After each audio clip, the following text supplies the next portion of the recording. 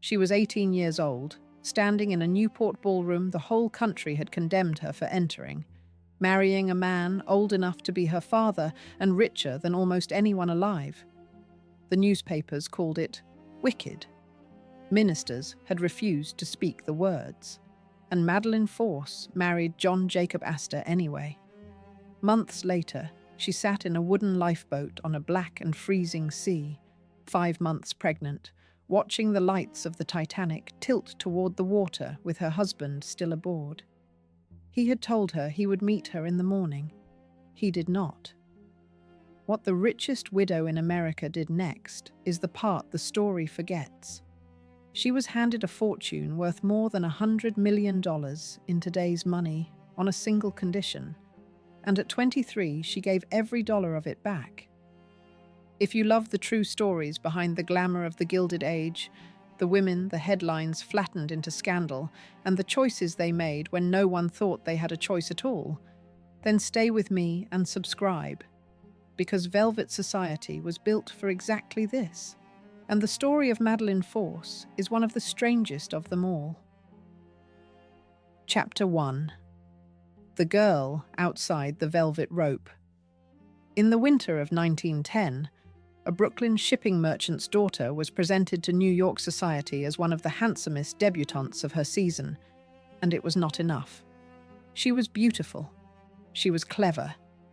She had the kind of warmth that people remembered years later, the kind that could, in the words of one Paris correspondent, who watched her grow up, twine itself around the heart of anybody.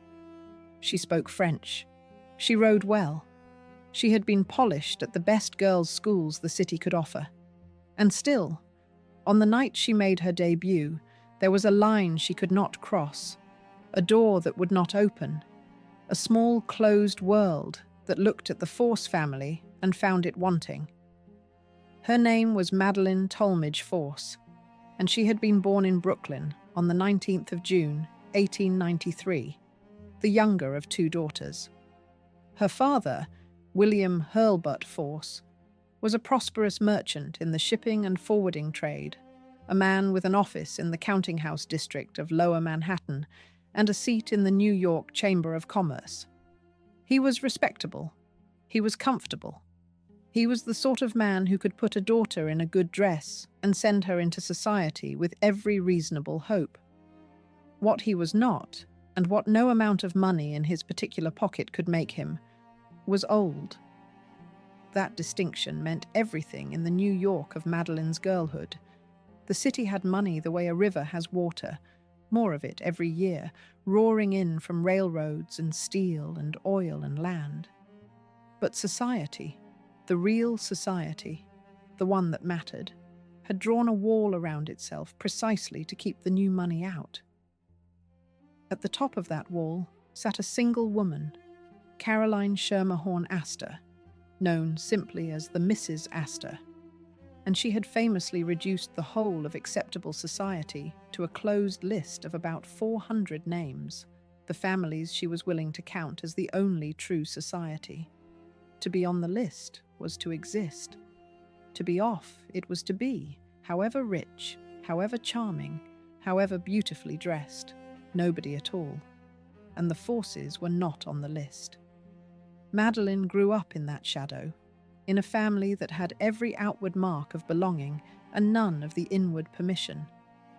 The Forces lived first in Brooklyn Heights and later out on the south shore of Long Island, and they spent long stretches abroad, especially in France, so that much of Madeleine's childhood was passed in Paris and along the French coast. She learned to speak and write French, not perfectly, but easily. She grew tall and graceful, with brown hair and strong, clean-cut features, a face that photographed with a kind of steady composure well beyond her years.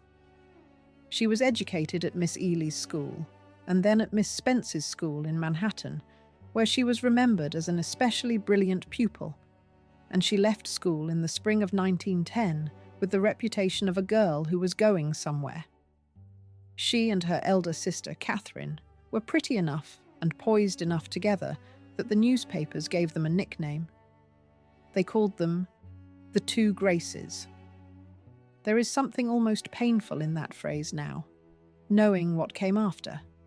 The two lovely sisters written up in the society pages as ornaments of a world that had not actually let them in. For that was the truth beneath the nickname. The Forces could be admired. They could be photographed and complimented and invited to the larger, looser gatherings where admiration was cheap. What they could not do was enter the inner rooms. The reason the door held so firmly against a family as presentable as the Forces lay in a strange civil war that ran quietly through the New York of Madeleine's girlhood, the war between the money that was new and the money that was old. The city was minting fortunes faster than it had ever done in its history. Great raw torrents of wealth pouring in from railroads and steel and oil and speculation in the very land the Astors had been hoarding for a century. And the older families, the ones whose money had had time to lose the smell of how it was made, had responded to the flood exactly as the frightened rich always do. They built a wall. They drew up lists. They invented rituals of exclusion so elaborate that a stranger could spend a fortune and a lifetime and still never learn the passwords. The whole apparatus of the 400, the calling cards and the correct addresses and the right summers at the right resorts, existed for one purpose: to sort the acceptable from the merely wealthy and to keep the sorting in the hands of the people already inside. Madeleine's own family carried, on her mother's side, exactly the kind of history that in another age might have counted for something. The Talmages were an old New York line with a thread of public distinction running through it. An assemblyman here, a Brooklyn mayor there, and further back, a connection the family liked to claim to a revolutionary officer who had served close to General Washington himself. It was a respectable pedigree. It simply was not the right one. In the arithmetic of the 400, a Brooklyn mayor 3 generations back weighed nothing against the sheer gravitational mass of a name like Astor. And the Forces, for all their comfort and their culture and their pretty daughters, were counted with the crowd outside. Madeleine had been handed just enough lineage to understand precisely what she was being denied, and not nearly enough to claim it. On the 22nd of December, 1910, Madeleine was formally presented to New York society as a debutante. The press wrote her up warmly. One paper called her one of the handsomest of the debutantes of her year. She appeared, that season, in a junior league pantomime at the Plaza, one more graceful girl in one more charitable theatrical, and she was noticed, and she was praised. And none of it changed the essential fact. She was a force. She stood at the velvet rope with the rest of the almost, close enough to see the party inside, not close enough to be part of it. The particular cruelty of her position was that she had been given every tool for belonging except the one that could not be given. She had the looks, the poise, the languages, the schooling, the charm, the whole finished surface of a girl bred for the highest rooms. What she lacked was time, the one ingredient the age insisted upon, and the one no family could manufacture. The long, slow settling of money into respectability that turned a fortune into a name. The Astors had had a century of it. The other great families had clawed their way in over 2 or 3 hard generations of holding and marrying and waiting. The Forces had comfort and culture and a pretty pair of daughters, and they had earned it too recently, and in the wrong trade, and there was nothing to be done about that except to marry it away, to attach a daughter to an older, deeper name, and let her children be born on the right side of the rope she herself would always stand outside of.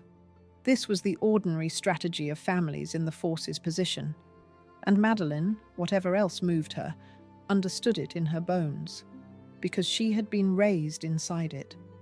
And she was, by every account that survives from before the scandal, genuinely worth the tools she had been given. The warmth people remembered was not a debutante's trained sweetness, but something real, a quickness of feeling, a fondness for animals, an ease that could put the stiffest company at rest. She read. She spoke her French. She rowed and sailed and carried herself with a composure that struck observers as older than her years. A Paris correspondent who had watched her grow described a girl who could twine herself around the heart of anybody, and the phrase, sentimental as it is, points at something true, that Madeleine's gift was not merely to be looked at, but to be loved, to draw people toward her and hold them. It is worth fixing that picture of her firmly in mind before the newspapers get hold of her, because within a year, the same girl would be recast in 1 million print columns as a cold little schemer trading her youth for gold, and the recasting would be so total and so lasting that it would very nearly bury the actual person underneath it. The actual person, in the winter of 1910, was a warm, bright, gifted girl of 17, standing where the age had told her to stand, wanting in.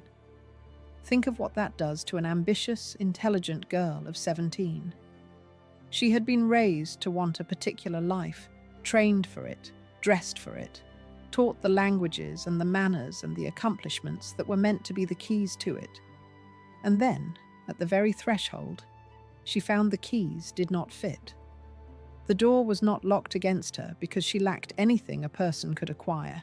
It was locked because of who her great-grandfather had been, or had not been, a thing no schooling and no charm could touch. She could spend her whole life at that rope and grow old there, admired and excluded in equal measure, a grace at the edge of a ballroom she would never own. There is a temptation, looking back, to read her as a schemer, and the world would soon read her exactly that way. But look at her first, as she was in that winter of 1910, before any of it. A girl of real gifts and real feeling, warm to the people around her, fond of animals, quick with a language, standing where the age had told her to stand, on the wrong side of a line she had not drawn. The Gilded Age was very good at building beautiful enclosures and calling them the natural order. Madeleine Force had grown up looking at one from the outside. What no one at that debut could have guessed was that within a year she would be handed the master key to the entire structure, the greatest name in the city, and that the name would turn out to be a cage as much as a crown. For now, she was simply a debutante with a warm smile and a cold prospect, one of the two graces waiting at the rope. And somewhere to the north, in a resort town in Maine, a lonely and enormously rich man was about to notice her. Chapter 2. A Colonel at Bar Harbor. The summer she turned 18, on the tennis lawns of a Maine resort, Madeleine met the loneliest rich man in America. His name was John Jacob Astor IV, and to understand what he was, you have to understand the fortune that stood behind him, because in the New York of that era, the man and the money had become almost the same thing. The Astors were not new. That was the whole point of them. The first John Jacob Astor had come to the country with almost nothing, gone into the fur trade, and then, with a patience that bordered on the inhuman, poured every dollar the furs earned into Manhattan land. He bought when the island was half empty, and he held while the city grew up around his holdings, and by the time he died, he had built one of the great fortunes of the country, having done nothing more complicated than own the ground other people needed to stand on. His descendants had gone on owning it. 4 generations later, the Astors were not merely wealthy. They were landlords to the metropolis, collectors of rent on a scale that made the family name a kind of synonym for money itself. John Jacob Astor IV, the man on the tennis lawn, was the head of the American branch of that family, and he carried the fortune like a weight he had never quite learned to hold. He had been born in 1864. He was Harvard educated. He had a restless, mechanical mind, and he had spent it on a scattering of pursuits that never quite added up to a life. He held patents on inventions. He had written a novel, a work of scientific romance about travel to other planets, published to polite bewilderment. He had served in the war with Spain, which had earned him the title Colonel, a title he used ever after. He had built things, real things, the great hotels that were beginning to define the skyline, the Astoria half of the Waldorf Astoria, the St. Regis, the Knickerbocker. His fortune at this point ran to something on the order of $87 million, a sum so large that in the money of our own day it would climb well past $2 billion. And he was, by the near-universal verdict of the people who knew him, unhappy. Cold, they called him, and awkward, and aloof. Some said he was the most unpopular man in New York, a plutocrat more at ease with a machine than with a dinner guest, a man who had been given everything a person could be given except the ordinary talent for being liked. He moved through the ballrooms that his family effectively owned like a guest at his own party, present, expensive, and alone. The scale of what stood behind him is worth holding in the mind because it is the measure of everything Madeleine was reaching toward. The Astor land alone, the Manhattan ground the first patriarch had bought when the island was half wilderness, threw off rents that arrived whether the family rose from bed or not, a river of money with no visible source and no foreseeable end. On top of that ground, the Colonel had raised the great hotels that were teaching the city a new kind of luxury, the St. Regis with its marble and its liveried staff, the Knickerbocker, the towering Astoria wing that had joined itself to the Waldorf to make the most famous hotel in the world. He held patents on a scatter of inventions. He had gone to war and come back a colonel. He had written a novel about a voyage to other planets, full of the machinery and the earnest speculation of a man more comfortable with engines than with people. By any external accounting, he was one of the most accomplished and most enviable men alive. And none of it had brought him the one thing the accounts agree he lacked, which was ease among other human beings. The stories of his coldness are not the invention of enemies. He was genuinely awkward, genuinely stiff, a man who seemed to feel the presence of other people as a problem to be managed rather than a pleasure to be enjoyed. His first marriage had only sharpened the contrast, ending in one of the most talked-about separations the family had known. So the Colonel had reached his middle 40s as a paradox, a man who owned a great share of the most crowded city on earth and lived, inside all that ownership, in something close to solitude. When a warm and pretty girl of 18 looked at him without the usual mixture of fear and mockery, it must have felt like weather breaking after a long drought. He had also, and this is the fact that made Madeleine possible, recently ceased to be married. In March of 1910, only months before that Maine summer, Astor had been granted a divorce from his first wife. Its ending had been one of the most talked-about separations in the family's history. She is her own story, and a remarkable one, and it is not this one. So let her pass here as what she was to Madeleine, the door that had just swung open. The point is that in the summer of 1910, John Jacob Astor IV was that rarest and most dangerous of things in Gilded Age society, a divorced man of unlimited means, 46 years old, restless, wounded, and free. They met at Bar Harbor, the fashionable resort on the Maine coast, where the very rich went to be seen being casual. The accounts say tennis, the lawns and the white clothes, and the long, idle afternoons of a resort season. Picture the distance between them. On one side, a man of 46, grey at the temples, grey in his manner, dragging the weight of the greatest name in the city and the failure of a long first marriage. On the other, a girl of 18, warm and bright and quick, with the whole, unopened future in front of her and a wall she badly wanted to cross. Almost nothing about the match made ordinary sense, and almost immediately it began. What did she see in him? The uncharitable answer, the one the world would soon shout from every newsstand, was obvious. She saw $87 million and the oldest name in New York. She saw the master key. And it would be foolish to pretend that a girl who had spent her whole life at the Velvet Rope did not understand exactly what Astor could offer her, because she plainly did. But that is not the whole of it, and the honest historian has to hold the rest. By the accounts of the people who watched them, there was something real between the cold man and the warm girl. He was gentler with her than he had ever been with anyone. She, for her part, seems to have genuinely liked him, this awkward, lonely, difficult man that fashionable New York had given up on.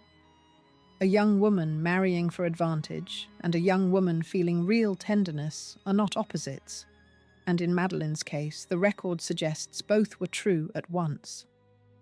What did he see in her? That is easier and sadder. He saw someone who was kind to him. After a life of being the richest, unlikable man in the room, after a marriage that had ended in mutual contempt, John Jacob Astor had found a girl younger than his own son who looked at him with warmth instead of calculation, or at least with warmth as well as calculation, and he was not going to let the difference in their ages talk him out of it. He had spent 46 years being envied and disliked. He was not going to spend the rest being lonely. So the improbable thing gathered speed through that summer and into the autumn, the colonel and the debutante, the plutocrat and the grace. They were seen together. They were talked about, and the talk, at first a murmur, was about to become the loudest sound in America, because when a divorced man of 46 and unlimited fortune sets out to marry a girl of 18, the country does not merely notice, it judges. And it was preparing, that winter, to render its verdict on Madeleine Force. Chapter 3. The Richest Man Chooses Again. When her father announced the engagement from his office on Front Street, the reaction was not congratulation, but a kind of national disgust. The date was the 1st of August, 1911. William Force gave the word from his place of business in the shipping district, the way a merchant might announce a transaction, and in a sense the country received it as one. The richest man in New York, divorced barely a year, was to marry a girl of 18, and the girl was younger than his own son. The engagement was not a private joy. It was, from the first hour, a public scandal. Understand how the courtship had looked from the outside in the months before. Through the winter and spring of 1911, Astor had been paying Madeleine the kind of attention no one could miss. He gave dinners in her honor at the St. Regis, the hotel he himself had built, and seated her as guest of honor beneath his own roof. He installed her in the Astor box at the Metropolitan Opera, where all of society could look up from the floor and see the colonel's young companion sitting where an Astor wife would sit. He was not hiding it. He was, in his stiff and deliberate way, announcing it, staging the courtship in the most visible rooms in the city, daring society to object. Society was happy to oblige. The engagement, when it came, carried the numbers that always attach themselves to Astor stories, and they are worth spelling out because they are part of how the public read the match. The ring he gave her was reported at $30,000, a sum that in today's money would run past $800,000. Remember that ring. It is the first appearance of a hard, bright stone that will pass through this story 3 times, meaning something different on each occasion. And this first time it means exactly what everyone thought it meant, a very old fortune buying a very young bride.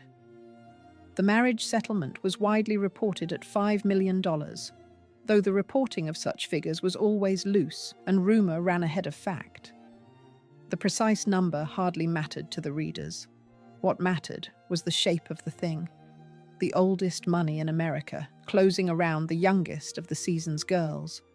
And the shape was enough to turn the public stomach. The age gap was the wound the newspapers pressed on hardest, and they were not wrong to notice it. Astor had been born in 1864, Madeleine in 1893, which put 29 years between them. He was 47, she was 18. His son Vincent, the boy from the first marriage, was a year older than the girl about to become his stepmother. Set that fact in a headline, and you did not need to add a single word of comment, and the papers rarely bothered to. The arithmetic did the sneering by itself. There was, beneath the public outrage, a machinery the age preferred not to look at too closely, because the marriage of the aging colonel and the teenage girl was only an extreme version of a trade the whole of society conducted every season. This was the era of the great marriage market, when American families with new fortunes and no rank sent their daughters across the ocean to buy European titles, and families with rank and no fortune sold the titles to pay their debts. A duke needed money, an heiress needed a coronet, and a girl was the currency in which the deal was settled. Fifth Avenue understood perfectly well that daughters were assets, that a beautiful girl was a thing a family invested in and expected a return on, and that love, where it entered the arrangement at all, entered as a happy accident rather than a requirement. Madeleine's marriage offended people for a reason subtler than rule-breaking. It stated the rule too plainly. An old man's fortune and a young girl's beauty exchanged in the open, with the price rumoured in the papers and the ceremony itself, so the whispers ran, paid for. The country was scandalised by the sight of its own machinery running without the usual decent covering. And there was a further truth folded into the transaction, one that would matter enormously to Madeleine later, though she can hardly have weighed it at 18. A woman who married into a great fortune in that era did not thereby gain control of anything. The law and the custom of the age handed a wife's security entirely to the men who arranged it, the husband while he lived, and the will after he died. She would have the use of the money, the comfort of it, the performance of it, and none of the command. She was, in the cold language of the arrangement, being provided for, and the provision could be shaped, conditioned, and withdrawn on terms she had no part in setting. The ring on Madeleine's finger looked like a prize. It was closer to a receipt, and the account it settled was not one she had the power to draw on freely. And then there was the divorce, which for a great many Americans was the true offence, worse even than the age. This was 1911, in a country where divorce still carried a heavy moral charge, and remarriage after divorce carried a heavier one. From the pulpits came condemnation. The Roman Catholic Church objected on principle to the remarriage of a divorced man, and it was not alone. Clergymen who had never met either party denounced the union as an affront to the sanctity of marriage.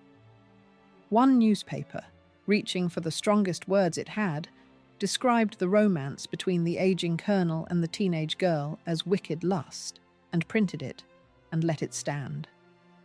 For Madeleine, the cost of all this was not abstract. It arrived in her mailbox. She began to receive letters from strangers, anonymous and vile, the poison that a certain kind of person has always been willing to send to a young woman who has done something the crowd disapproves of. She was condemned by people who did not know her, in language meant to wound, and it wounded her. The papers reported that the strain told on her health, that she fell genuinely ill under what was described as severe nervous and physical strain. She was 18 years old, in love or in ambition or in both, and the whole of respectable America had appointed itself her judge. The society she had spent her life trying to enter now had a reason to shut its doors even harder, and it did. The 400, the very people whose approval the marriage was supposed to buy, gave her the cold shoulder.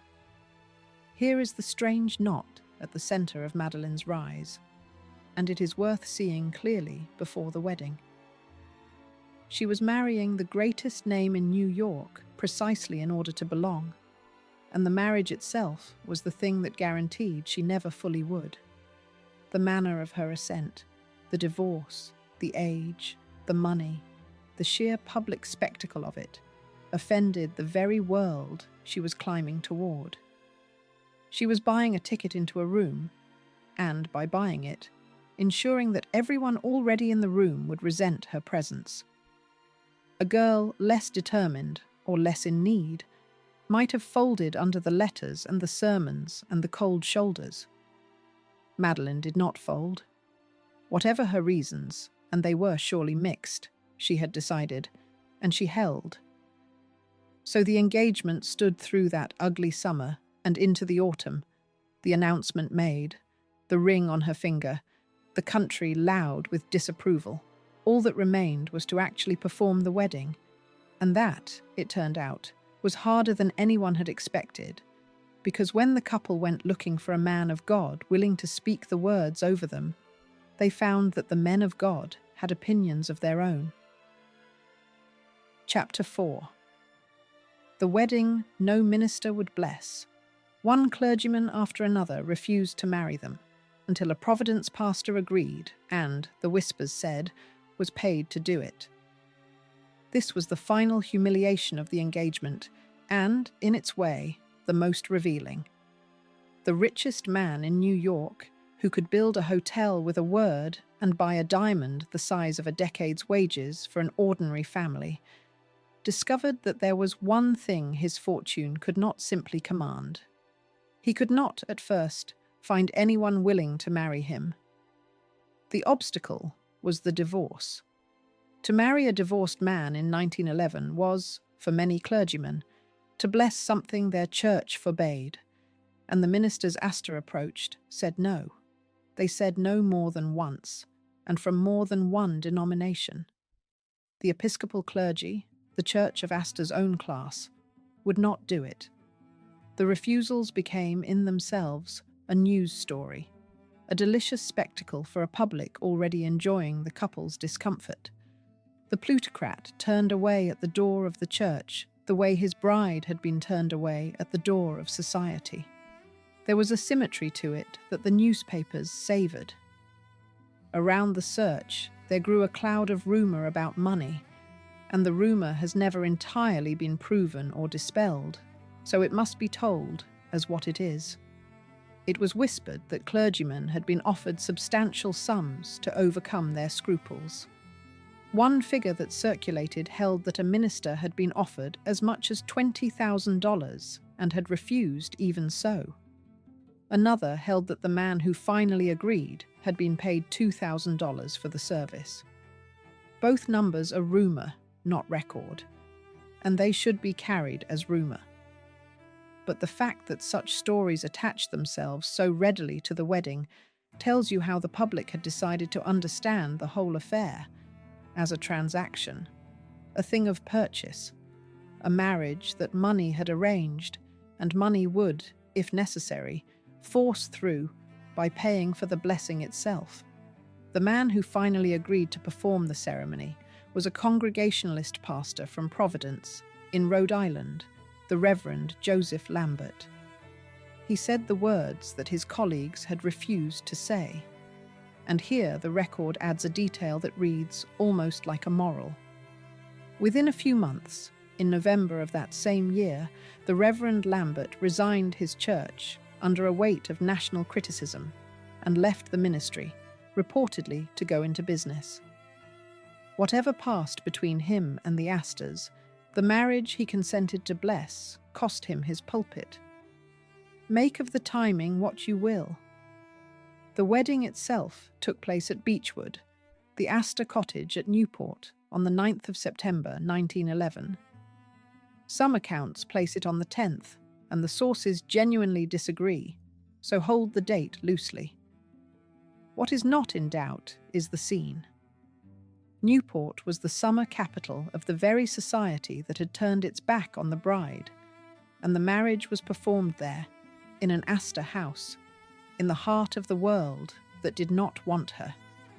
And standing up for the colonel, as his best man, was his son. Vincent Astor, 18 years old, a year older than the woman his father was marrying, stood at the front of that room and gave his countenance to the union. Picture it for a moment. The boy and the bride nearly the same age, the father between them, the whole strange arithmetic of the family made flesh in a single row of people. Whatever Vincent felt, and there is reason to think he felt a great deal, he stood there, and he let it be seen that he stood there. The choice of Newport for the ceremony carried its own quiet defiance, and it is worth seeing why. Newport was not merely a pretty stretch of the Rhode Island coast. It was the summer capital of American society, the place where the 400 decamped in the warm months to conduct the season's most important business, which was the endless business of deciding who belonged. The great cottages that lined the cliffs, palaces in all but name, were the stages on which the very women now freezing Madeleine performed their rank. To marry there, in an Astor house, in the heart of the enemy's summer country, was to plant the Union in the most exclusive soil in America and dare the neighbors to object. They objected, of course, in the only way that was left to them once the colonel's own house was the setting. They stayed away, or they came and were cold, and the wedding went forward regardless, grand and embattled at once. A celebration that half the guest list had come to in the spirit of witnesses at a scandal rather than friends at a joy. And the boy at the front of the room made the whole strangeness of it impossible to ignore. Vincent Astor was the living proof of how far his father had reached down the years to find this bride. He had been raised to be the heir, the next holder of the greatest name in New York. And now he watched that name settled on a girl he might have partnered at a dance, a stepmother younger than himself. The record does not give us his private thoughts, and it would be dishonest to invent them. But it does give us his body, standing where a best man stands, and there is a whole world of family feeling compressed into that single dutiful fact. He had chosen his father over his mother in the divorce. Now he stood up for his father again, in a room full of people who had come to disapprove, and lent the marriage the one thing the colonel's money could not buy, the countenance of the son who would inherit. Whatever it cost him to do it, he did it. And the doing of it told everyone present that the Astor family, at least, had closed ranks around the scandal it had made. And then it was done. The words were spoken. The girl who had stood at the velvet rope was, on that September afternoon, no longer a Force, but an Astor, no longer one of the two Graces at the edge of the ballroom, but the mistress of the greatest name in New York. Madeleine Talmage Force, 18 years old, had reached against a nation's disapproval, against the refusing clergy and the poison letters and the cold shoulders, the very summit of the world she had been born just outside of. She had the name. She had the ring. She had the fortune, or the use of it. By every outward measure she had won, and won completely, the thing she had wanted her whole short life. It is the highest point in her story, that afternoon at Beechwood, and it is worth pausing on it, because everything after this is descent, not immediately, and not at first visibly. But the shape of what is coming is already present in the very perfection of the moment. She had climbed into the finest enclosure the age had to offer, the Astor name, and she had done it so publicly and at such cost that the walls of the enclosure had closed behind her before she was fully inside. The society she had married into would not warm to her. The fortune she had married would, she did not yet know it, be held over her on a condition. She had reached the top of the wall, and she was about to learn that the view from the top was of another, higher wall, and that she was now inside it. But that afternoon, in the Newport light, she was simply the new Mrs. Astor, 18 and triumphant, and the descent had not yet begun. Chapter 5. The Cold Shoulder of the 400. She had the name now, and the name changed nothing. The doors she had married to open stayed shut. This is the first bitter lesson of Madeleine's married life, and it arrived almost at once. She had done the impossible thing. She had climbed from the wrong side of the velvet rope all the way to the Astor name, the single most powerful surname in New York society. And the society that surname was supposed to unlock looked at the new Mrs. Astor and declined to let her in.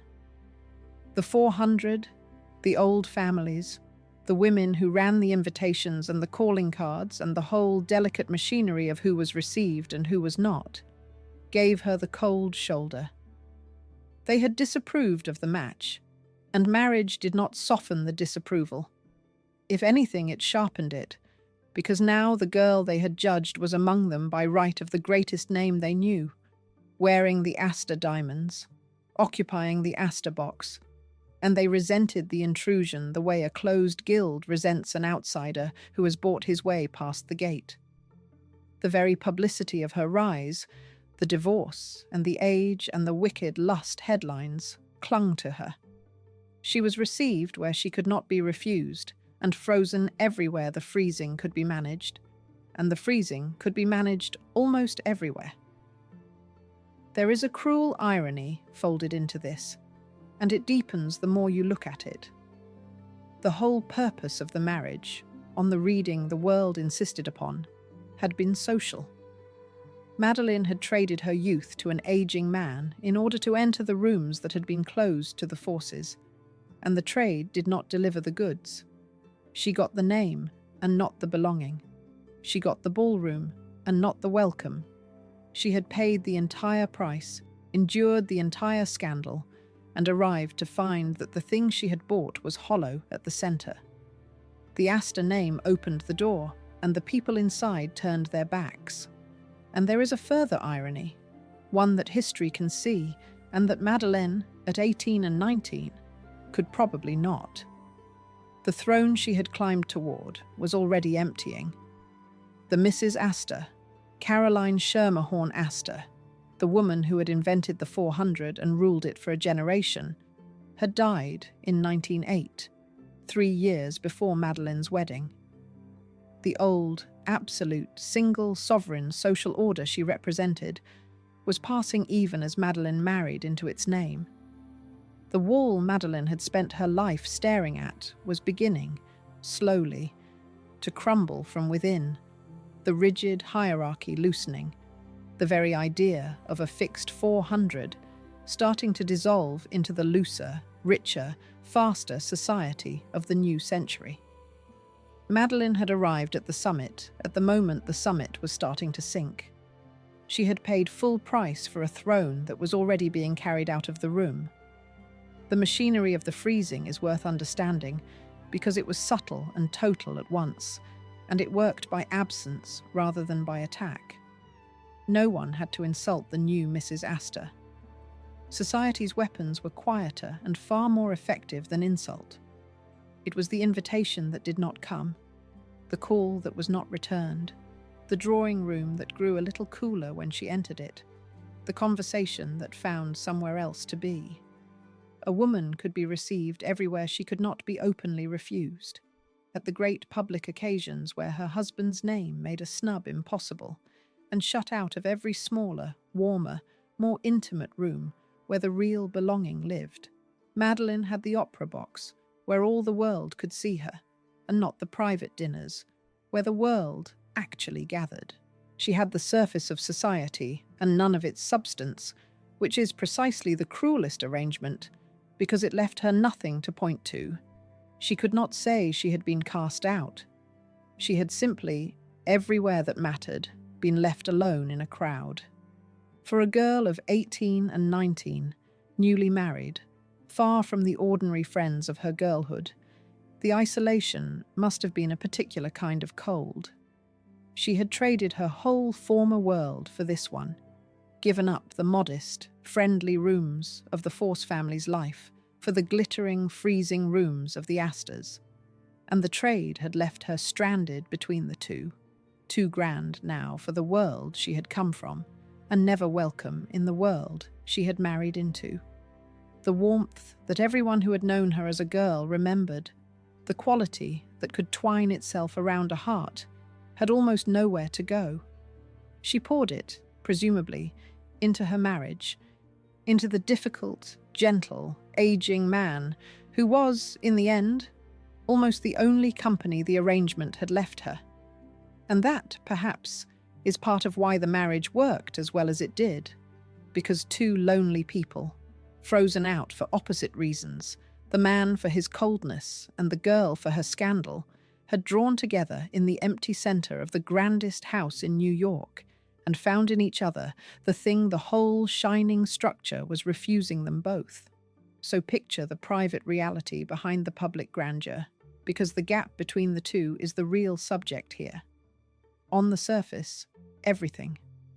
The Astor name, the Fifth Avenue house, the Newport cottage, the jewels, the box at the opera, the servants, the sheer bottomless wealth. Beneath the surface, a young woman largely alone.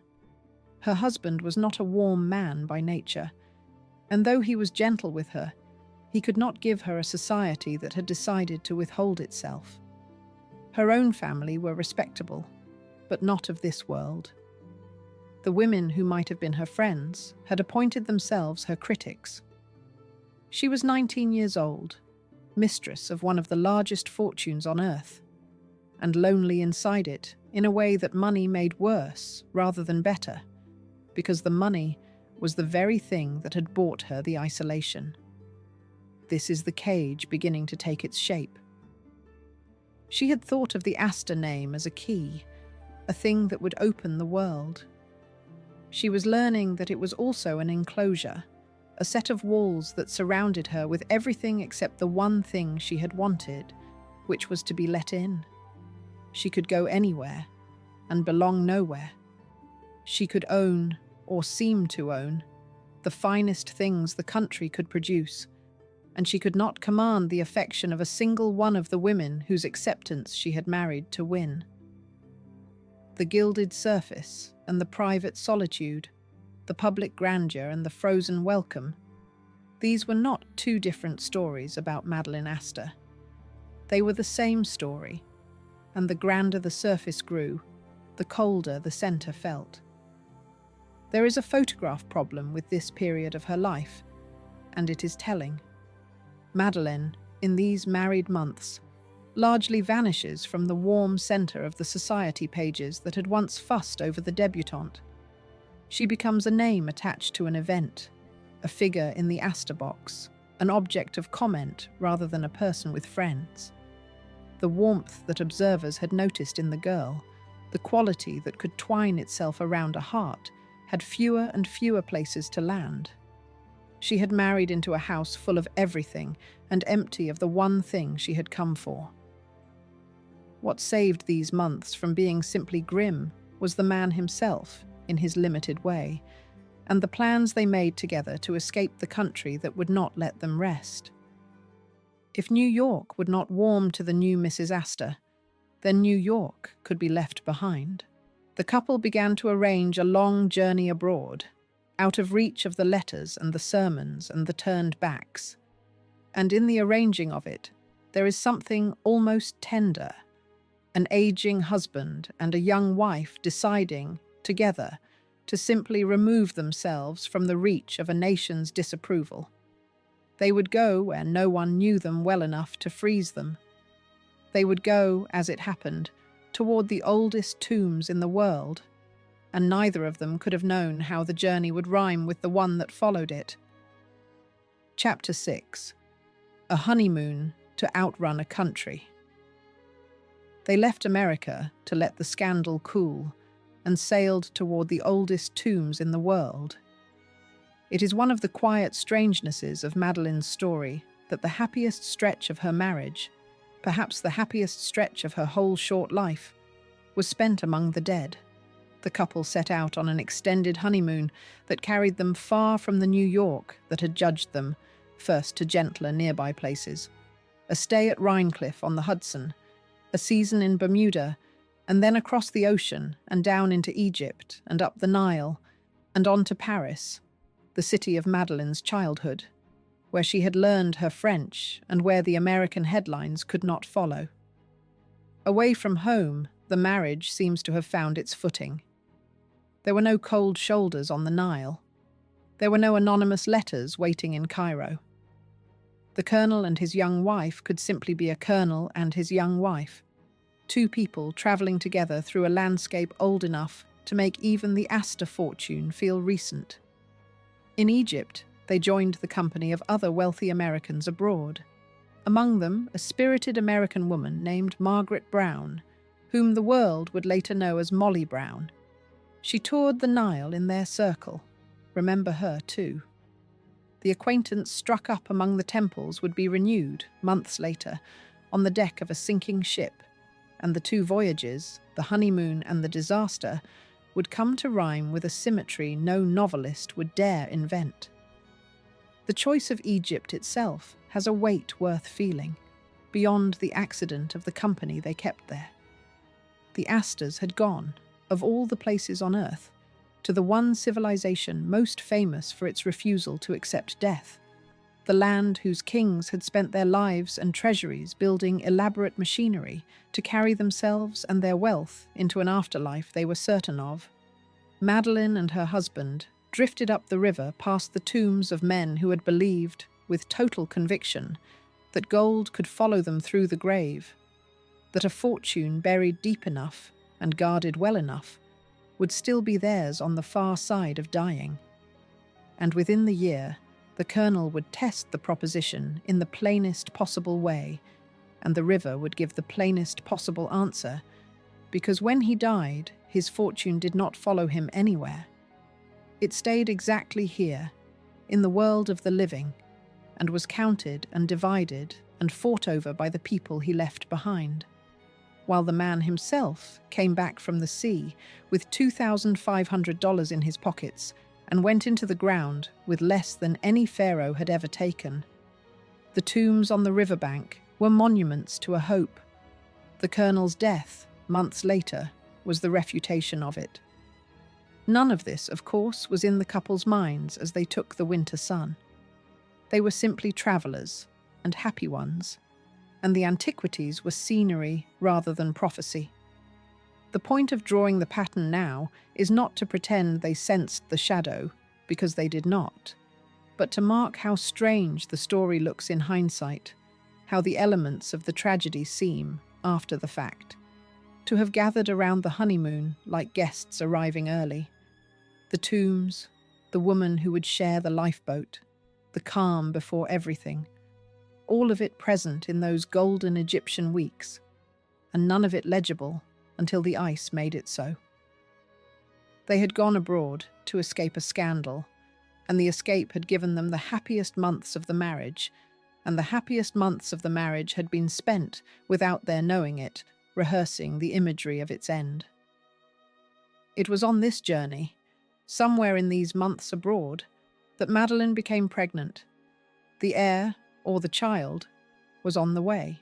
And this changes the emotional register of everything that follows, because from here forward, Madeleine is not only a young wife weathering a scandal, she is a young mother-to-be, carrying a child, and every decision the couple makes from this point is shaped by that fact.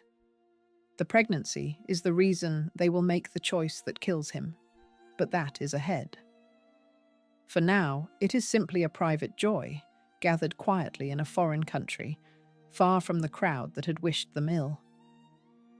There is an eerie undertone to this Egyptian idyll that it would be dishonest to ignore, though it must be handled with care and not overdrawn.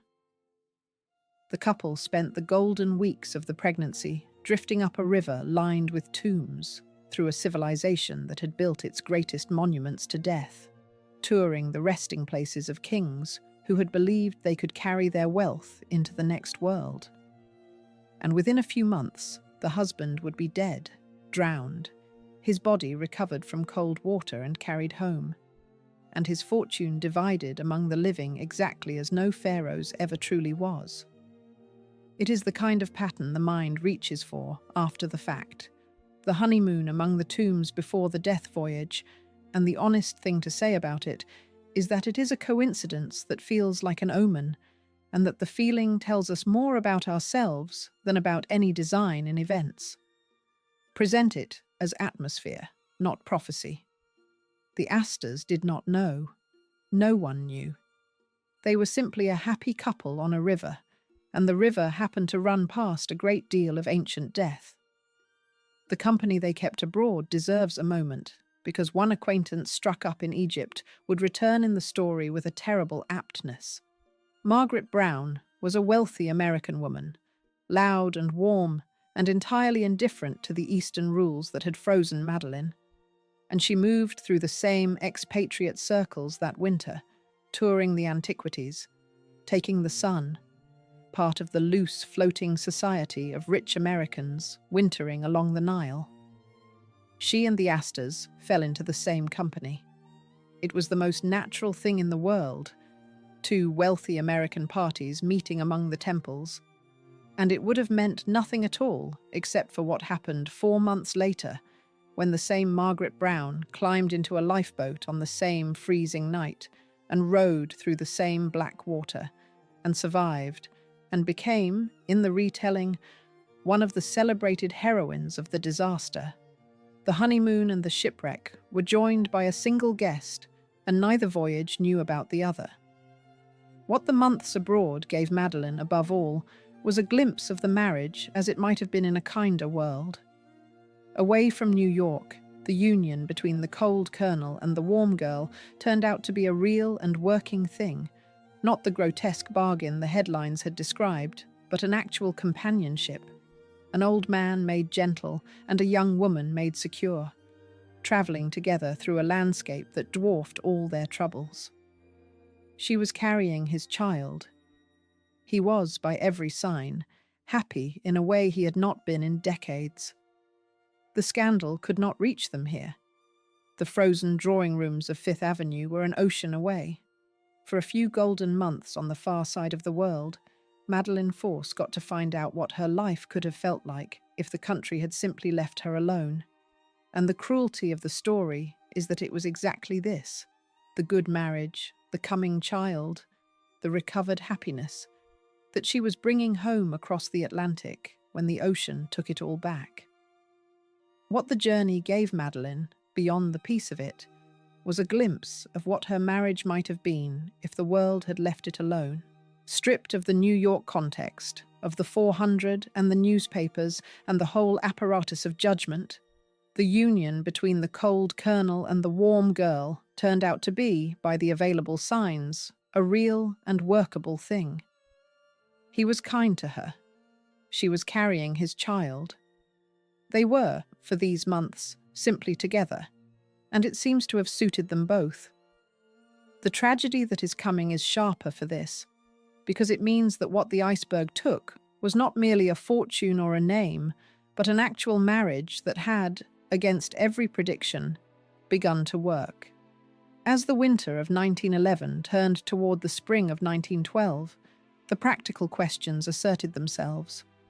The child would need to be born, and Madeleine and Astor were clear on where they wanted it born. Not abroad. At home, in America, on American soil, so that the heir to the greatest American fortune would be an American from the first breath. The honeymoon, however healing, had to end. It was time to go home. And so, in the early months of 1912, the couple began to arrange their passage back across the Atlantic, back toward the country that had driven them out, back toward the society that had frozen them, back so that the baby could be born where an Astor ought to be born. They had their choice of ships, of course. They had their choice of everything. And there was, that spring, a particular ship whose maiden voyage was the talk of 2 continents, a vessel so large and so luxurious and so confidently built that the very newspapers that had savaged the Astors were now filling their pages with wonder at her. She was the newest and grandest thing afloat, the last word in the age's faith in its own machinery, and she was sailing for New York in the middle of April. For a couple of the Astors standing, returning home in style with an heir on the way, she was the obvious choice, the only choice, really, the finest passage on the finest ship in the world. Her name was the Titanic, and the decision to walk up her gangway, made for the tenderest of reasons, so that a child could be born at home, was the decision that would end the marriage the honeymoon had saved. Chapter 7. The empire she married and could not touch. On paper, she was mistress of an $87 million fortune, and she owned almost none of it. To see the true shape of Madeleine's position, you have to look hard at the money. The money itself is never quite the story. The arrangement of it is the cage, and the cage is the story. She had married what looked, to the whole watching world, like unlimited power. What she had actually married was unlimited comfort held entirely at another person's pleasure, which is a very different thing, and the difference is the hinge on which her whole later life turns.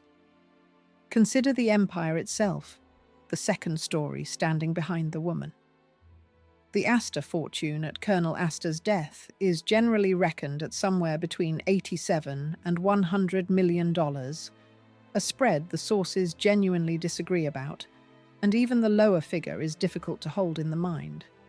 Translate it forward, and you are past $2 billion, and even that number understates the reach of it, because the Astor wealth was not paper. It was land, the ground beneath Manhattan, block after block of the most valuable real estate on the continent, throwing off rent the way a spring throws off water, endlessly, automatically, whether the family did anything or not. On top of the land stood the hotels, the great pleasure palaces the colonel had built, the St. Regis and the Knickerbocker, and the Astoria wing of the Waldorf Astoria, each one a monument in stone to the family name. There was the Fifth Avenue mansion, the double house that served as the family's seat in the city. There was Beechwood at Newport.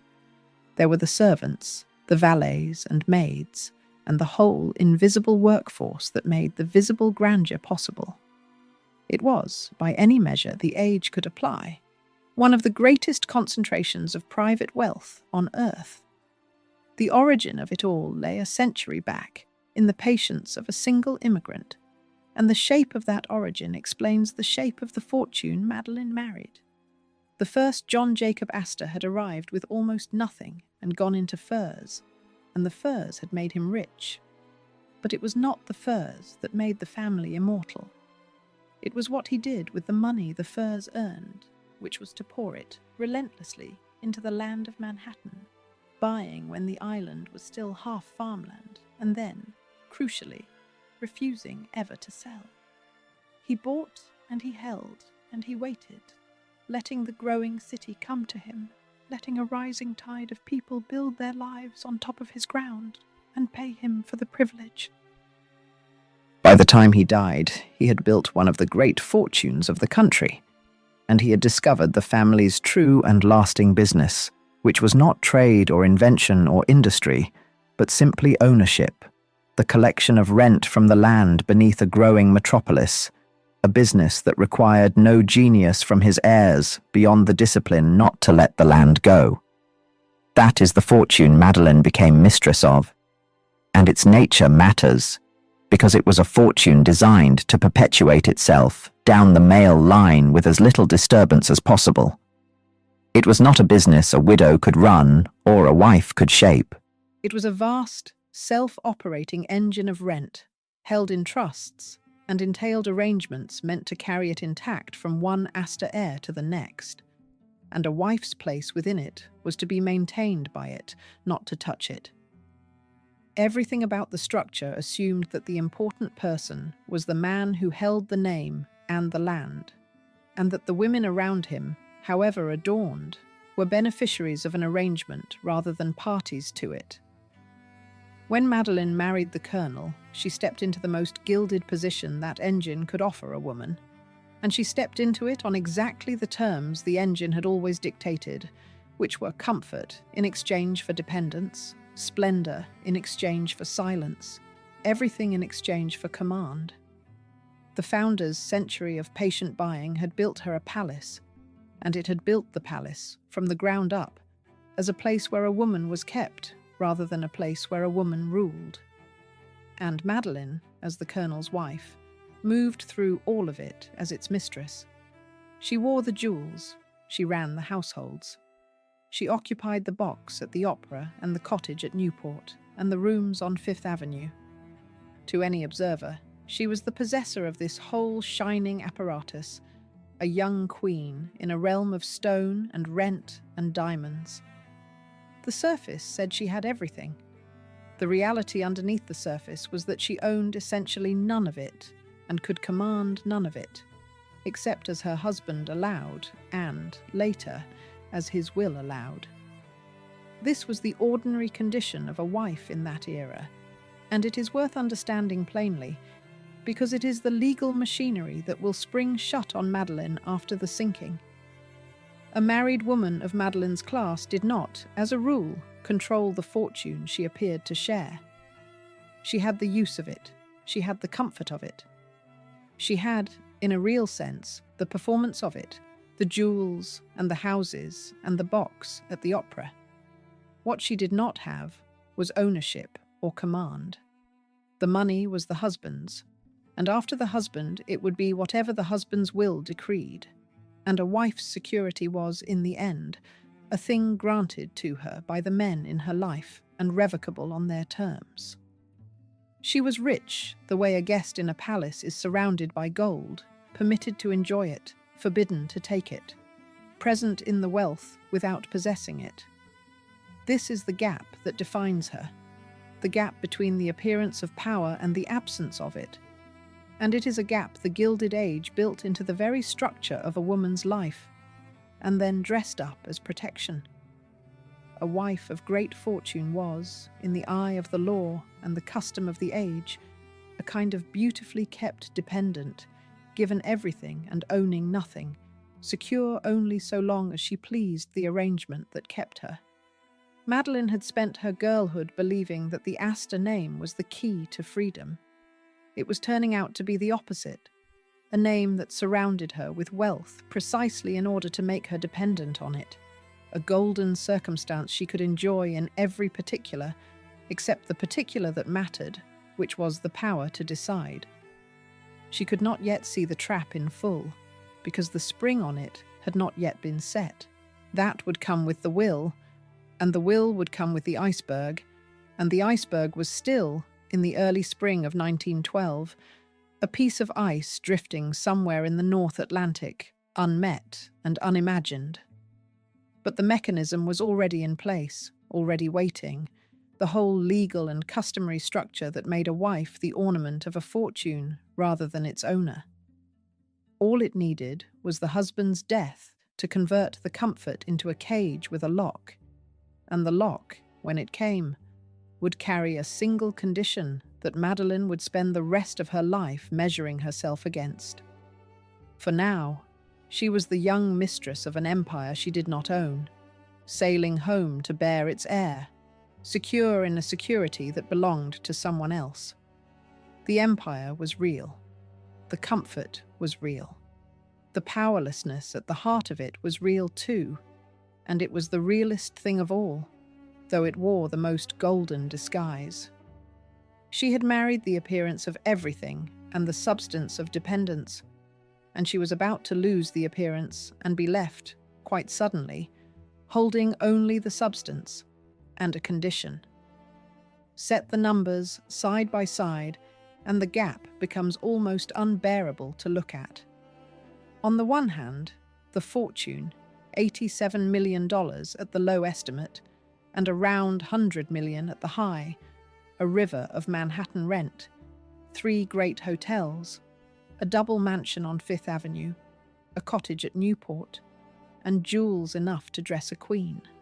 On the other hand, the woman at the center of all of it, who could not have sold a single one of those hotels, or borrowed against the land, or moved $1 of the trust that would one day fund her without a man's leave or a will's permission.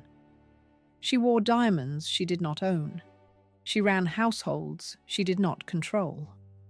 She was the mistress of an empire in the way a figurehead is the mistress of a ship, carried at the front of the thing, decorative and prominent, and entirely without a hand on the wheel.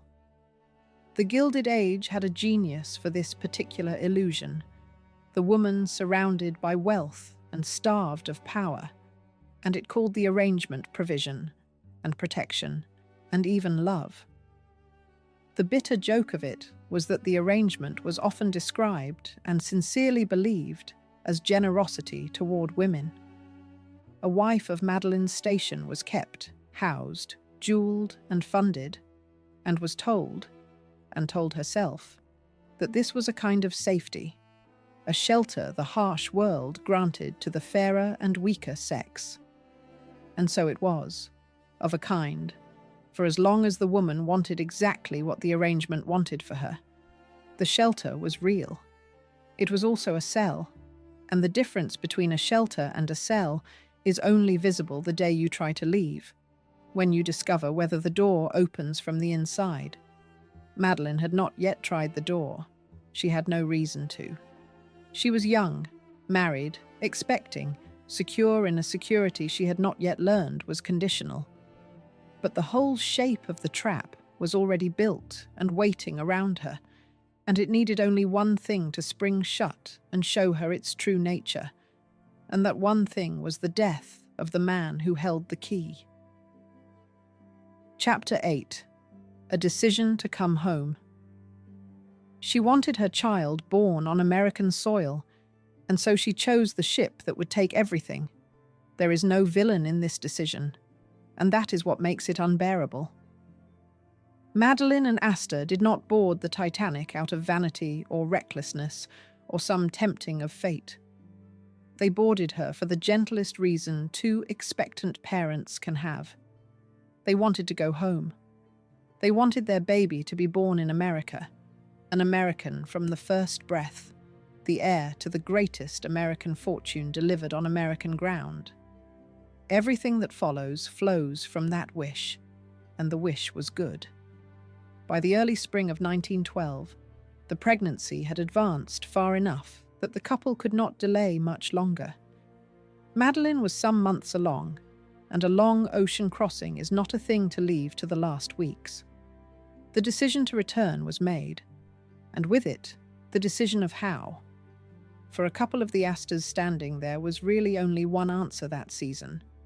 The Titanic was the newest and largest and most luxurious vessel ever to put to sea, the very ship the world was talking about. Her maiden voyage to New York, by way of the French coast, was the fashionable passage of the year. To return home aboard her was not a gamble. It was the natural choice of people who always chose the finest of everything, and the Titanic was, by universal agreement, the finest thing afloat. They did not travel light, because people of their world never did. The Astor party that gathered for the crossing was a small household in itself. There was the Colonel's manservant, his valet, a man named Victor Robbins. There was Madeleine's maid, Rosalie Bidois. There was a trained nurse, engaged for the sake of the pregnancy, so that Madeleine would have proper care through the voyage and after it. And there was a dog, an Airedale terrier named Kitty, the Colonel's own, a creature he was fond of. Around this little company were arranged the finest accommodations the ship could offer, a suite of rooms among the very best on board, the kind of quarters reserved for the handful of passengers whose names alone guaranteed the grandest treatment. The Astors would cross the Atlantic as they did everything, at the summit of available luxury, in the best rooms on the best ship in the world. There is a small, terrible detail from these last days of the voyage that belongs here, planted now so that its full weight can land later. At some point aboard the ship, in the ordinary idleness of a crossing, the colonel took up one of the vessel's lifebelts, the cork-filled canvas devices that hung ready in every cabin, and he cut it open with his pocket knife. He did it, the accounts say, out of simple curiosity, to show his young wife what the thing was made of, the way a mechanically minded man will take apart any object to see its insides.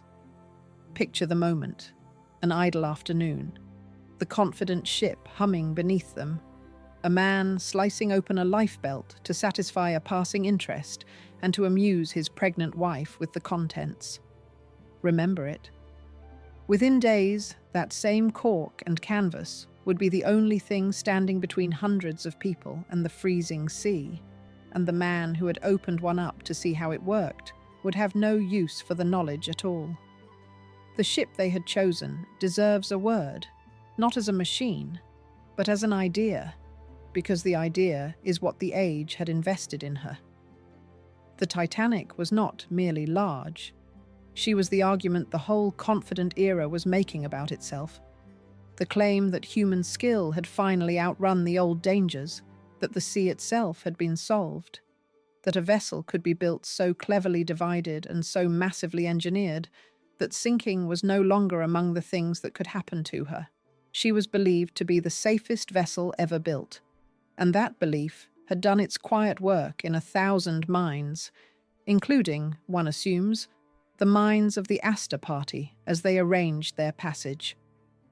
To board her was to place a small, reasonable bet on the century's faith in its own machinery, and it was a bet that almost everyone of sense was making that spring. The finest people were sailing on the finest ship because the finest ship was, by every assurance, also the safest. There was no recklessness in it, no tempting of fate, only the ordinary confidence of people who had always been able to buy the best and had every reason to believe the best would hold. So the household gathered itself for the crossing in the spirit of people going home in comfort, not people going into danger. The trunks were packed, the valet and the maid and the nurse assembled, the dog leashed, the finest suite reserved. Madeleine, some 5 months along, moved through the arrangements under the constant, careful attention her condition required, a young woman being brought safely home to bear her child on the safest ship that had ever put to sea. Every choice was sensible, every precaution was taken, and every sensible choice led, step by careful step, up the gangway at Cherbourg and onto the one vessel in all the ocean that would not survive the week. There is no lesson in it, no folly to point to, only the ordinary machinery of a comfortable life carrying 2 people with the best of intentions toward the worst of nights. The ship set out on her maiden voyage on the 10th of April, 1912. She called at Cherbourg, on the coast of France, to take on more passengers, and it was there, at Cherbourg, that the Astor party came aboard, stepping onto the Titanic in the golden light of a spring evening, a wealthy couple with their servants and their dog and their unborn child going home. Madeleine was, by the best accounts, about 5 months pregnant, far enough along to require the constant care of her nurse, near enough to the middle of the term that the crossing carried no special alarm. There was no reason for alarm. The ship was thought to be the safest ever built. The whole confident age was sure of it, and the sea, in those first days out, was as calm and kind as a sea can be. Those first days aboard were, by every ordinary measure, the picture of a charmed life. The Astors occupied one of the finest suites the ship could offer, a set of rooms whose comfort matched anything on Fifth Avenue, and around them moved the whole apparatus of first-class ocean travel at its height. The dining saloon with its courses without end, the promenade decks, the reading rooms and the smoking rooms, and the gymnasium with its strange new machines. It was less a crossing than a floating expression of the age's confidence, a palace that happened to move, filled with the richest names of 2 continents going about the leisured business of being rich at sea. Madeleine, cared for by her nurse, watched over by her husband, carried through it all the quiet knowledge that in a matter of weeks she would be home and her child would be born on American ground exactly as they had planned. There was nothing in those first days to suggest that the plan had any flaw in it at all. And that is the thing the mind keeps returning to about the whole voyage, the sheer reasonableness of every choice that led to the catastrophe. They had chosen the safest ship because it was the safest ship. They had taken the finest rooms because they always took the finest rooms. They had brought a nurse because the pregnancy called for a nurse. They had timed the crossing sensibly, packed sensibly, prepared sensibly, and boarded in the calm confidence of people for whom the world had always worked. Every decision was sound. Every precaution was in place. The disaster, when it came, would not come as the punishment of any folly, because there had been no folly, only the ordinary, competent planning of a comfortable life, carried forward with perfect care, straight into the one event that no amount of care could survive. The Astors did everything right, and it made no difference at all. And there is a particular horror in that, the horror of a catastrophe that owes nothing to the mistakes of its victims. This is the point of no return, though no one aboard could have named it so. Once the Astors stepped onto the Titanic at Cherbourg, the machinery of the disaster was set, though it would not show its face for 4 more days. Everything that had come before, the velvet rope and the colonel on the tennis lawn, the scandal and the refusing clergy, the frozen society and the healing honeymoon among the tombs, all of it had brought Madeleine to this gangway, this ship, this crossing undertaken so that her child could be born at home. She walked up into the largest moving object human beings had ever built, secure, cared for, expecting, and going home. 4 days out, on a night so calm the stars seemed to double in the flat black water, the ship would find the one thing in all that ocean capable of destroying her, and the calm itself, the very perfection of the weather, would turn out to be part of why so many would die. Chapter 9. Ice in a calm sea. The sea that night was flat as a floor, and that was part of why so many died. A rougher sea breaks white against ice and betrays it. A calm sea hides it, and the night of the 14th of April 1912 was as calm as the North Atlantic ever grows. The water black and still and starlit, so smooth that the lookouts had nothing to warn them until the thing was almost under the bow.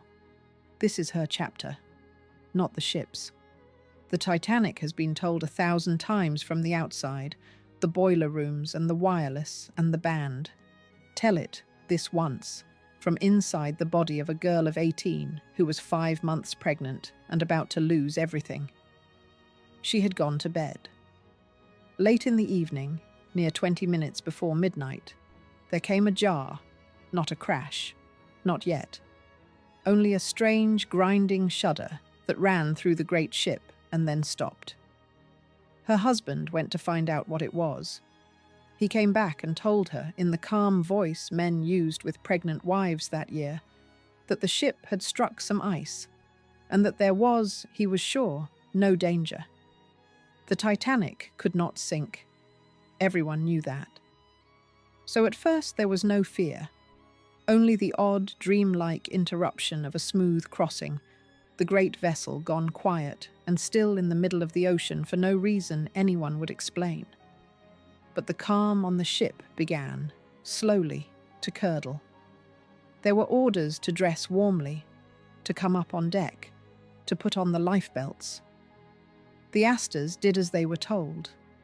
For a while they sat together in the ship's gymnasium, of all places, that bright, warm room full of the age's faith in exercise and machinery. The 2 of them perched on the mechanical riding horses in their lifebelts, waiting, while somewhere below the water was climbing through the ship. And here, the colonel did a thing that only he would have done. He took out his pocket knife and he cut open one of the lifebelts, the way he had cut one open days before to amuse her, to show her again the cork inside, as if understanding the object could master the situation. It is such a human gesture, the mechanically minded man reaching for the comfort of how a thing is made in the last hour of his life, with the sea rising under the floor. Then it was time, and it was not a thing they could put off any longer, and they went out into the cold. The deck was chaos held together by discipline. The crew loading the boats, the rule going out along the rail, women and children first. The order along the rail was the old law of the sea, women and children first. And it was, that night, both a mercy and a death sentence, depending entirely on which side of it a person stood. For the women and children of the first class, it meant a place in a boat. For the men who loved them, it meant a goodbye at the rail. And for the hundreds in the steerage, far below, behind the gates and the long corridors that separated the classes even in the act of drowning, it meant, for most of them, nothing at all, because they never reached the boats in time. Madeleine, being a woman and being first class, stood on the saved side of every line the disaster drew, the line of sex and the line of money both, and she would live because of where those lines placed her. It is part of the honesty of her story to say so. Her survival was courage, yes, but it was also privilege. The same privilege that had frozen her out of the drawing rooms, now buying her a seat in a boat, and she seems, in the one act the record preserves, to have felt the weight of it. And here, in the worst hour, the record preserves the one clear act of Madeleine's own hands, and it is not an act of self-preservation. On the crowded, freezing deck, she took off her fur, a scarf or a shawl, and she gave it to a woman from the steerage, a third-class passenger named Leah Axe, so that Leah Axe could wrap her infant child against the cold. A girl of 18, pregnant, minutes from the worst thing that would ever happen to her, stripped off her own warmth and handed it to a stranger's baby. Hold that image against every headline that had ever called her a schemer. Hold it against the word wicked. Whatever else she was, on the deck of the dying ship, she was that. Her boat was Lifeboat No. 4. It was loaded low against the side of the ship, and she was helped into it through the windows of the enclosed promenade deck, handed across by her husband and by the second officer, a man named Charles Lightoller, whose name survives because of what he said next. For the colonel asked. Of course he asked. His wife was 18 and 5 months pregnant and going down into a small boat on a black sea in the middle of the night, and he asked whether he might go with her, to look after her. And Lightoller refused him. No, sir, he said. No man is allowed on this boat or any of the boats until the ladies are off. The rule was the rule, and the rule did not bend for the richest man aboard. The colonel did not argue. He asked instead a smaller question. He asked the number of the boat so that he would know afterward which one held his wife. Number 4, he was told, and he stepped back. What he said to her then is the sentence this whole story turns on, and it was spoken by a man who surely knew, by that hour, that the ship was lost. He told her the sea was calm, and that she would be all right, and that she was in good hands, and that he would meet her in the morning. He would meet her in the morning. He said it, one imagines, the way you say a thing to keep another person from breaking, steadily, gently, a lie of love told across the widening gap between a lifeboat and a doomed deck. Then the boat was lowered, down the black side of the ship, past the lighted portholes, down to the water, and the last she saw of him, he was standing at the rail where she had left him, growing smaller, exactly as a man does when a boat pulls away in the dark. The ship went down at about 20 minutes past 2 in the morning. Madeleine did not sit and weep in the bottom of the boat. She took an oar. A girl of 18, 5 months pregnant, rowed and bailed in the freezing dark while the largest ship in the world stood on end behind her and slid, with a sound survivors could never afterward describe, under the flat black water. Boat number 4 lingered near enough to the end to pull some men from the sea, men who had gone into the water when the ship went down, and a few were dragged in over the gunwale, and at least one of them was already dead, and another died in the boat. So she did not even have the mercy of distance. She was close enough to hear it, close enough to help haul the frozen and the dying out of the water, close enough that the disaster was not a distant spectacle, but a thing that happened at the length of her own arm. Then came the part of the night that the tellings usually rush past, the hours.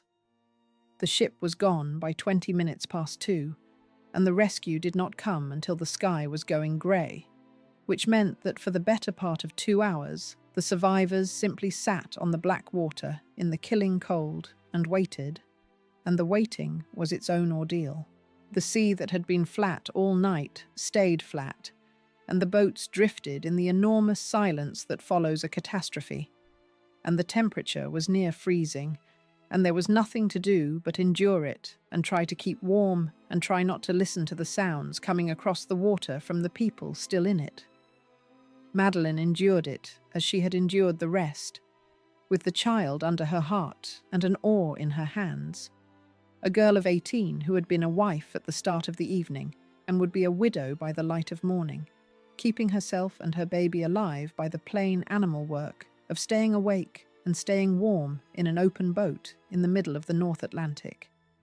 She had every reason, in those hours, to fall apart, and by every account she did not. The survivors of boat number 4 remembered her afterward for her steadiness, her willingness to take an oar and to help with the men pulled from the water, her refusal to give way to the hysteria that would have been entirely forgivable in an 18-year-old 5 months pregnant who had just watched her husband go down with the largest ship in the world. Whatever else the night revealed about Madeleine Force, it revealed that the warmth the world had noticed in her was matched by something harder underneath, a spine, a capacity to hold herself together in the exact circumstance most designed to break a person. The country would spend the following weeks pitying her, and the pity was sincere and deserved. But pity was not quite the right response to what she had actually done on the water. What she had done on the water was survive, on purpose, with skill, and bring her unborn child through with her. And then the sea was quiet again, as quiet as it had been before. The stars doubled in the flat water, the great ship simply gone, and the boats scattered on the surface of the North Atlantic in the cold, waiting for a morning that the colonel had promised and would not keep. Somewhere in one of those boats, a girl of 18 sat with an oar in her hands and a child under her heart, and above her the same calm sky that had hidden the ice, and around her the silence of the largest loss the sea had yet taken from the age. He had said he would meet her in the morning. The morning was coming. He would not be in it. Chapter 10. The morning he did not come. Morning came, and the Carpathia came, and her husband did not. Out of the dark, near 3:30 in the morning, the lights of another ship rose on the horizon, the Cunard liner Carpathia, which had turned toward the sinking in the night and come for the survivors. One by one, through the cold dawn, the lifeboats came alongside and gave up their people.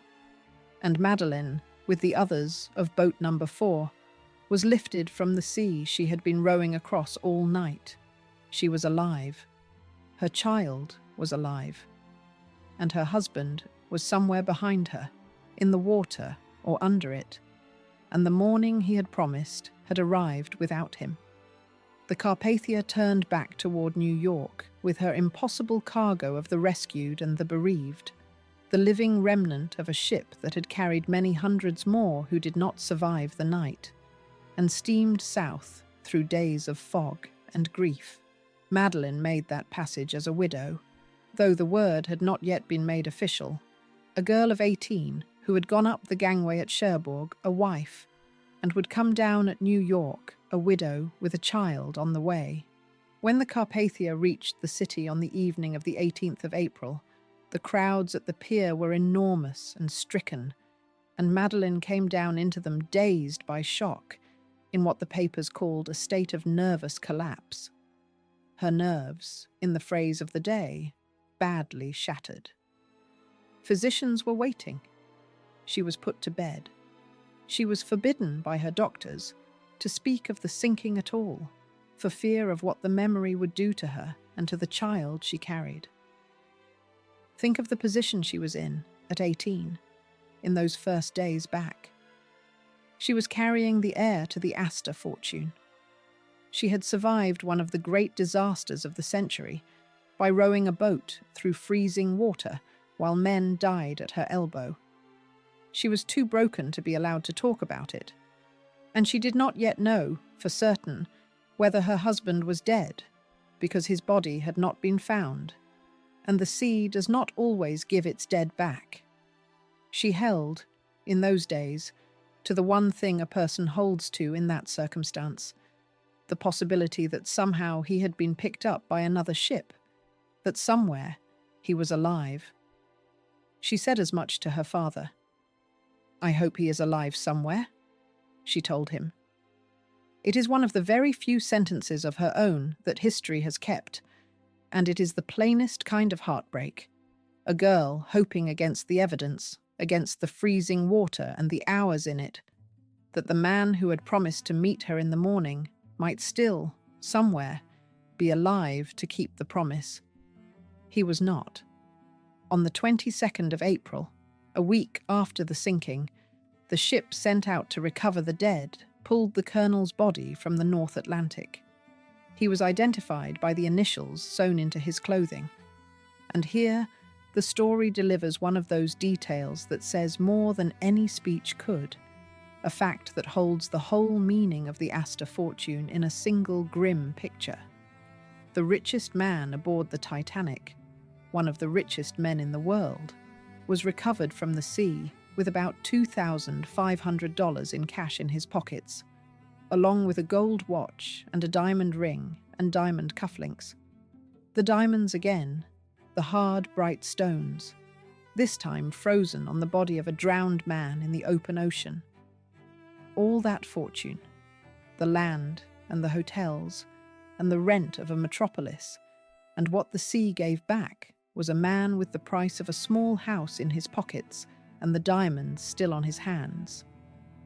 The watch was kept by his son, Vincent, who went up to Halifax to bring the body home. The fortune, all 87 million of it, would be divided among the living. The man himself came back with what he had carried into the water, and no more. That journey to Halifax tells you something about the family Madeleine had married into, and about the young man who would soon hold its fortune. It was Vincent, still only a young man himself, who went north to claim his father from among the recovered dead. Vincent, who identified the body and arranged its passage home. Vincent, who took the gold watch off the drowned man's person and kept it, the heir already assuming the offices of the heir. He did not send a lawyer or a servant to do it. He went himself into the grim harbour town where the cable ships were bringing in their cargoes of the dead, and he brought his father back. There is a coldness in the Astor story, and there is also, running alongside it, this streak of hard family duty, the son who stands up at the scandalous wedding, and the son who goes to Halifax for the body, and both are the same young man, and both acts will shape the life of the 18-year-old widow. He was now, in effect, the head of the family over. For Madeleine, the recovery of the body ended the one thing that had kept her upright through those first blurred days, which was hope. As long as the sea held its secret, There was a story she could tell herself, the story she had told her father, that somewhere he had been picked up, that the promise might yet be kept. The body ended the story. It made her a widow, in fact, and not merely in fear, and it did so at the worst possible moment, with the child 5 months from being born and her own nerves, in the doctor's phrase, badly shattered. She was 19 by then, or nearly. She had a dead husband recovered from the ocean, an unborn heir, a nation's cameras trained on her grief, and a body to bury. And behind all of it, unread as yet, waiting in a lawyer's office, sat the document that would tell her exactly what her husband had arranged for her, and on what terms. And the terms would turn out to be the hinge of everything that was left of her life. So the hope ended, as it had to. The colonel was dead, recovered, brought home, buried. Madeleine was a widow at 18, 5 months from bearing his child, too shattered to speak of how it had happened. A national figure of pity now, where she had been a national figure of scandal a year before. The same newspapers that had called her marriage wicked lust now printed the tender, terrible details of the sinking, the fur given to the steerage baby, the husband at the rail, the girl rowing through the dark. The country that had frozen her out was suddenly, briefly, on her side, because there is nothing the public loves quite so much as a beautiful young widow who has suffered, and Madeleine had suffered in the most photogenic catastrophe of the era. There is something worth noticing in how completely and how quickly the story of Madeleine flipped in the public mind, because it tells you how little the public feeling had ever really been about her. A year before, she had been the villain of a national morality tale, the scheming girl who had bought an old man's fortune with her youth, and the country had sent her hate mail and frozen her out and called her marriage wicked.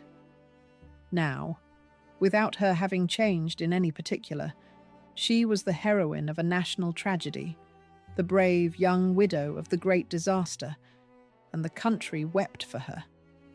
The same facts, the same girl, the same marriage, had been read first as greed and then as grief, and the only thing that had changed was the frame the newspapers chose to hang around her. Madeleine had never been a real person to the crowd that judged her.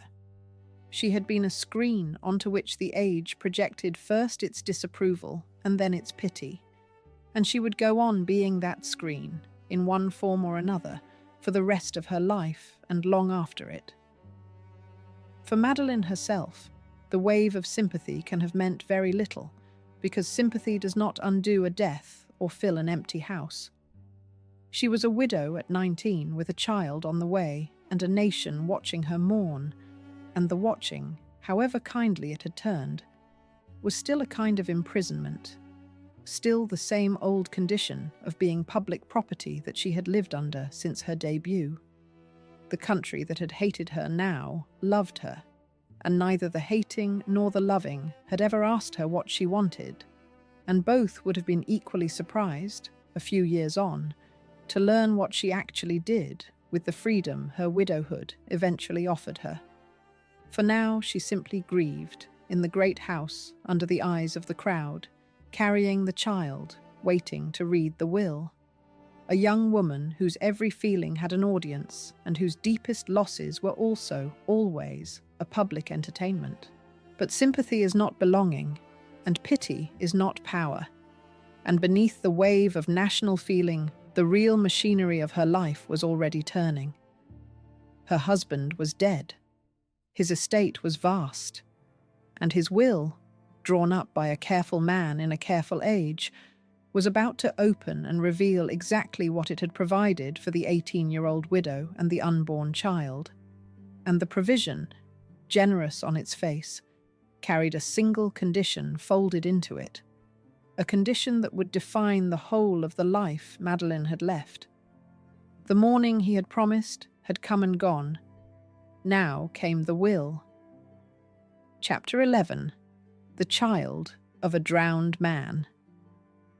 In August, she gave birth to a son his father had never seen, and read the will that would rule the rest of her life.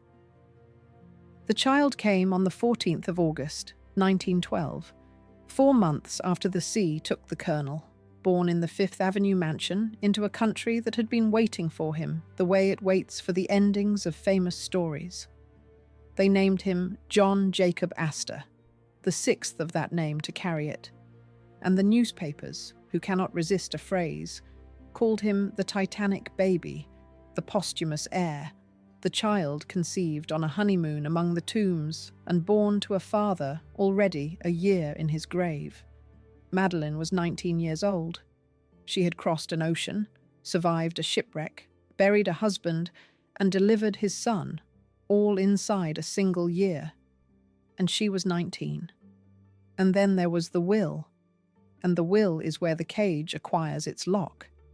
Colonel Astor had been a rich man and a deliberate one, and he had disposed of his fortune with the cold care such men bring to the arrangement of their affairs after death. The bulk of the estate, the great mass of the land and the hotels and the rent of the city, went to his eldest son, Vincent, the young man who had stood as best man at the wedding and gone to Halifax to bring the body home. Vincent inherited the empire, a share reckoned in the tens of millions, something on the order of $69 million, the residue of the greatest real estate fortune in America. He was the heir. He had always been the heir. The father's death simply made it so. The size of that inheritance, and the smallness of what was set beside it, would poison 2 generations. Vincent took the empire, and the baby took a fraction, and the baby would grow into a man who never stopped feeling the difference. Years later, long after Madeleine was dead, when Vincent himself died without children, the Titanic baby, grown old, would go to law against his half-brother's widow, claiming the great man had not been of sound mind when he made his final will, and would settle the fight for a sum that, against the fortune he felt he had been denied, was almost an insult, a couple of $100,000 to close the wound of a lifetime. All of that lay far in the future on the day the will was read. But its seed was in the document, in the vast disproportion between the mountain given to the elder son and the hill given to the younger, and the younger son would spend his life measuring the gap. For the new baby, for John Jacob VI, the will set aside a trust of $3 million to come to him when he reached his majority. $3 million is a fortune by any ordinary measure, and it was a fraction, a small fraction, of what his half-brother received, and the boy would grow up knowing the difference and resenting it in ways that would echo down the rest of his life and into the next generation. But that is ahead. The point for now is the arrangement itself, the careful, lawyerly division of an empire, the eldest son given the mountain and the infant given a hill. And for Madeleine, the widow, the will provided in the manner the age reserved for widows, which is to say, generously and conditionally at once. She was left a sum outright, $100,000, hers to keep without strings. Beyond that, she was given the income from a trust fund of $5 million, a handsome yearly sum that would keep her in the style an Astor widow was expected to maintain. And she was given the use of the Fifth Avenue mansion, the great house itself, to live in as her home. It was, on its face, a soft landing, a young widow provided for, housed and funded and secure. But the income and the house came fastened to a single condition, and the condition is the whole of the matter. She could have them, the yearly fortune and the mansion, only for as long as she did not marry again. Remarry, and the income stopped. Remarry, and the house was no longer hers. The $5 million trust and the Fifth Avenue palace were hers on the sole term that she remain, for the rest of her life, the widow of John Jacob Astor. This is the lock on the cage. and it is worth seeing it for exactly what it was. It was not cruelty, or not only cruelty. It was the ordinary instrument of the age, a dead man reaching out of the grave to arrange the future of a living woman, to keep her, by the leverage of money, in the shape he had left her in. "Stay mine," the will said. In effect, "Stay my widow, keep my name and my house and my memory, and you will want for nothing. Take another man, and the gold goes with him." It was not an unusual provision, and that is exactly what makes it so revealing, because its very ordinariness shows how the age thought about women and money. Wills of this kind were common among men of property, and they were understood, by the men who wrote them, as a form of care. A husband providing for his widow on the condition that she not remarry was thought to be protecting her, protecting his children's inheritance from a grasping second husband, protecting his own name from being carried off by a stranger, protecting the family fortune from dilution. All of that was reasonable, in the terms the age set for itself, and all of it rested on a single unspoken assumption that a woman's future was a thing to be arranged for her by the man who had held her, that her freedom to love again was a lever he was entitled to pull from beyond the grave, that her security and her liberty were opposites and she could be permitted only one. The will did not hate Madeleine. It simply did not imagine her as a person who might want a life of her own more than she wanted a fortune, because the men who drafted such documents could not imagine that any woman would. And so the clause sat there in the will, quietly confident, a lock that assumed the prisoner would never try the door. For 4 years the assumption held. Madeleine lived as the widow, kept the house, drew the income, remodeled the mansion, raised her son, and gave every outward sign of a woman who had accepted the arrangement as the shape of the rest of her life. The people who had written the will, if they thought of her at all, must have counted their work a success. The young widow safely housed and funded and held, the fortune protected, the name preserved. What none of them had reckoned with was that the girl they had provided for was the same girl who had married against a nation's fury at 18, that the capacity to defy the whole weight of the world's expectations was already in her, tested and proven, waiting. The will had locked the cage. It had not counted on the fact that the woman inside it had spent her whole life refusing to stay where she was put. For a while, for years, Madeleine wore the arrangement as it was meant to be worn. She was the tragic widow of the age, the young mother of the Titanic baby, and she lived in the Fifth Avenue house on the Astor income. And in 1915 she even remodeled the mansion, made it over to her own taste, which is the act of a woman settling in, nesting, arranging the walls of the enclosure to suit her because she means to stay inside them. She had, it seemed, accepted the terms. She would be the widow. She would keep the house and the income and the name, and raise the boy, and let the world go on pitying her, and grow old, in time, in the great house on Fifth Avenue, a monument to a man the sea had taken, funded to the end of her days for the single service of remaining exactly what the disaster had made her. She was 23 years old, and somewhere in that 23rd year she looked at the whole gilded arrangement, the income and the mansion and the name and the condition, the finest cage the age could build, and she decided that she would rather have a life. What she did next was the one thing no one, not the lawyers who drew the will, not the society that pitied her, not the dead man who had tried to keep her, had thought to prevent. Because it had not occurred to any of them that she would actually do it. She decided to open the door and walk out. Chapter 12. The fortune she handed back. At 23, she made the one choice no one expected, and the whole story turns on it. She gave the Astor fortune away, not lost it, not squandered it, not had it taken from her by any villain or misfortune.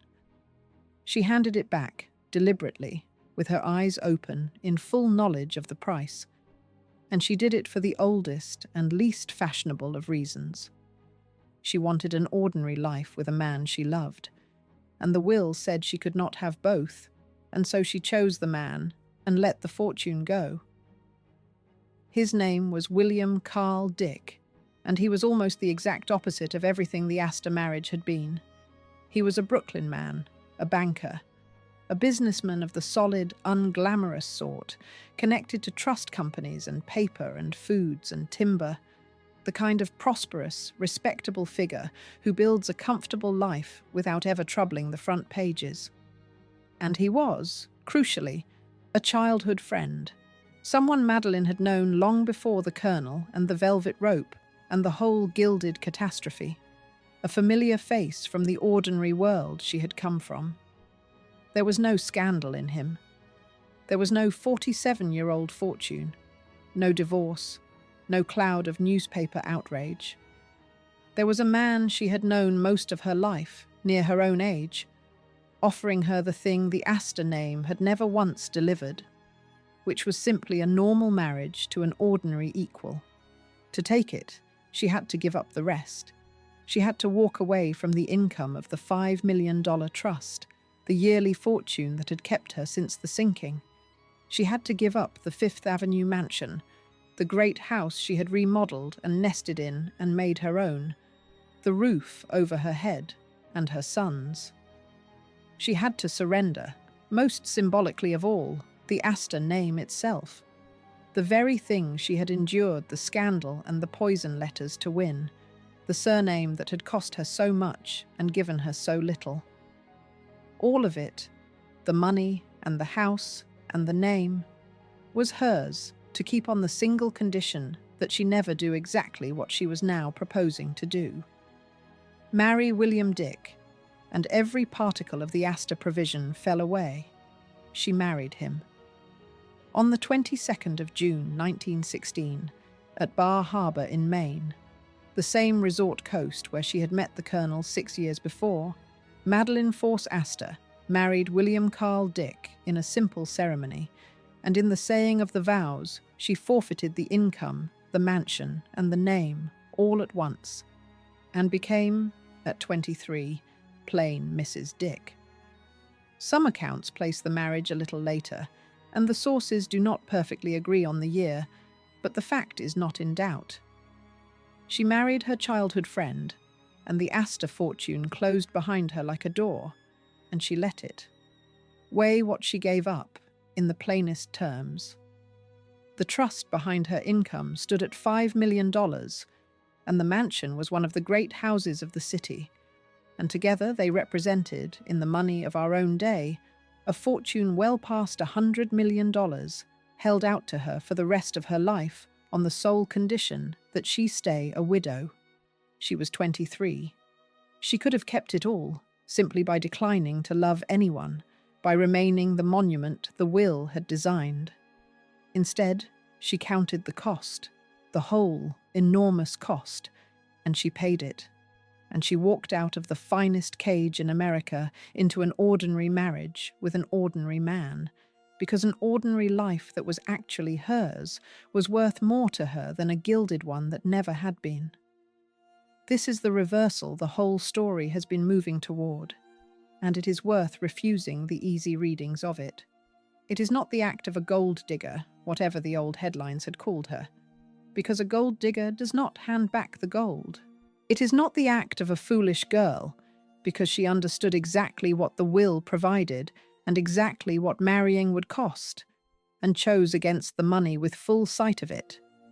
It is the act of a woman who had been owned, first by a society that judged her, and then by a fortune that conditioned her, and who found, at 23, the one lever of power the age had left her, which was the power to refuse. She could not vote. She could not, as a rule, command her own money. She had spent her girlhood outside a rope, and her marriage inside a name, and her widowhood inside a clause. But she could say no to the clause. She could give the fortune back. And she did. set her choice against the women of her own world, and you see how rare it was. The Gilded Age is full of heiresses and wives who clung to gilded miseries because the alternative was unthinkable. Women who stayed inside cold marriages and colder arrangements because the money was the only security they had ever been permitted to know, and letting go of it felt like stepping off a cliff. The whole system was built to make exactly that feeling, to bind a woman to her keeping by ensuring she could imagine no life outside it. Widows in Madeleine's position, left comfortable on the condition that they stay widows, overwhelmingly stayed widows because the arrangement was generous and the world was cold, and a woman alone with no fortune was a frightening thing to be. Madeleine looked at that same cliff, the loss of the income, the loss of the house, the loss of the name, the plunge into ordinary life, and she stepped off it on purpose, because she had decided that a life she could not call her own was not worth the security that came with it. And there is a plainer way to say what she did, one that strips away the grandeur and shows the human size of it. A young woman who had been publicly humiliated, widowed, and left with a child, and who had then been offered lifelong wealth on the single condition that she never love or marry again, decided that she would rather be loved than be rich. That is the whole of it. She would rather have a husband who was her equal, and more children, and a house that was truly hers, however modest, and a name that carried no scandal and no ghost, than spend her life as the well-kept monument to a man the sea had taken.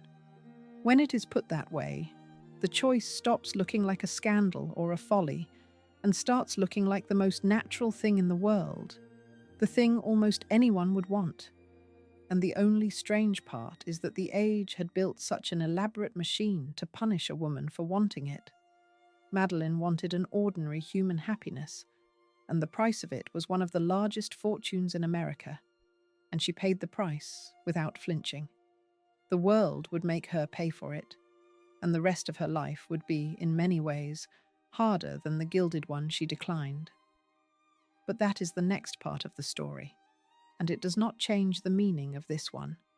On a June day in Maine, a young widow looked at the greatest fortune in America, offered to her forever on the condition that she never again choose for herself. And she chose. There is one more thing to say about the timing of the choice, because it deepens the courage of it.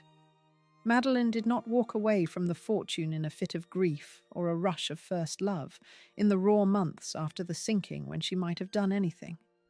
She had lived as the Astor widow for 4 full years by the time she married William Dick. She had had every opportunity to grow comfortable inside the arrangement, to feel the weight of the income and the grandeur of the house settle onto her shoulders and become simply the shape of her life. She had even remodeled the mansion, an act of a woman digging in for the long haul.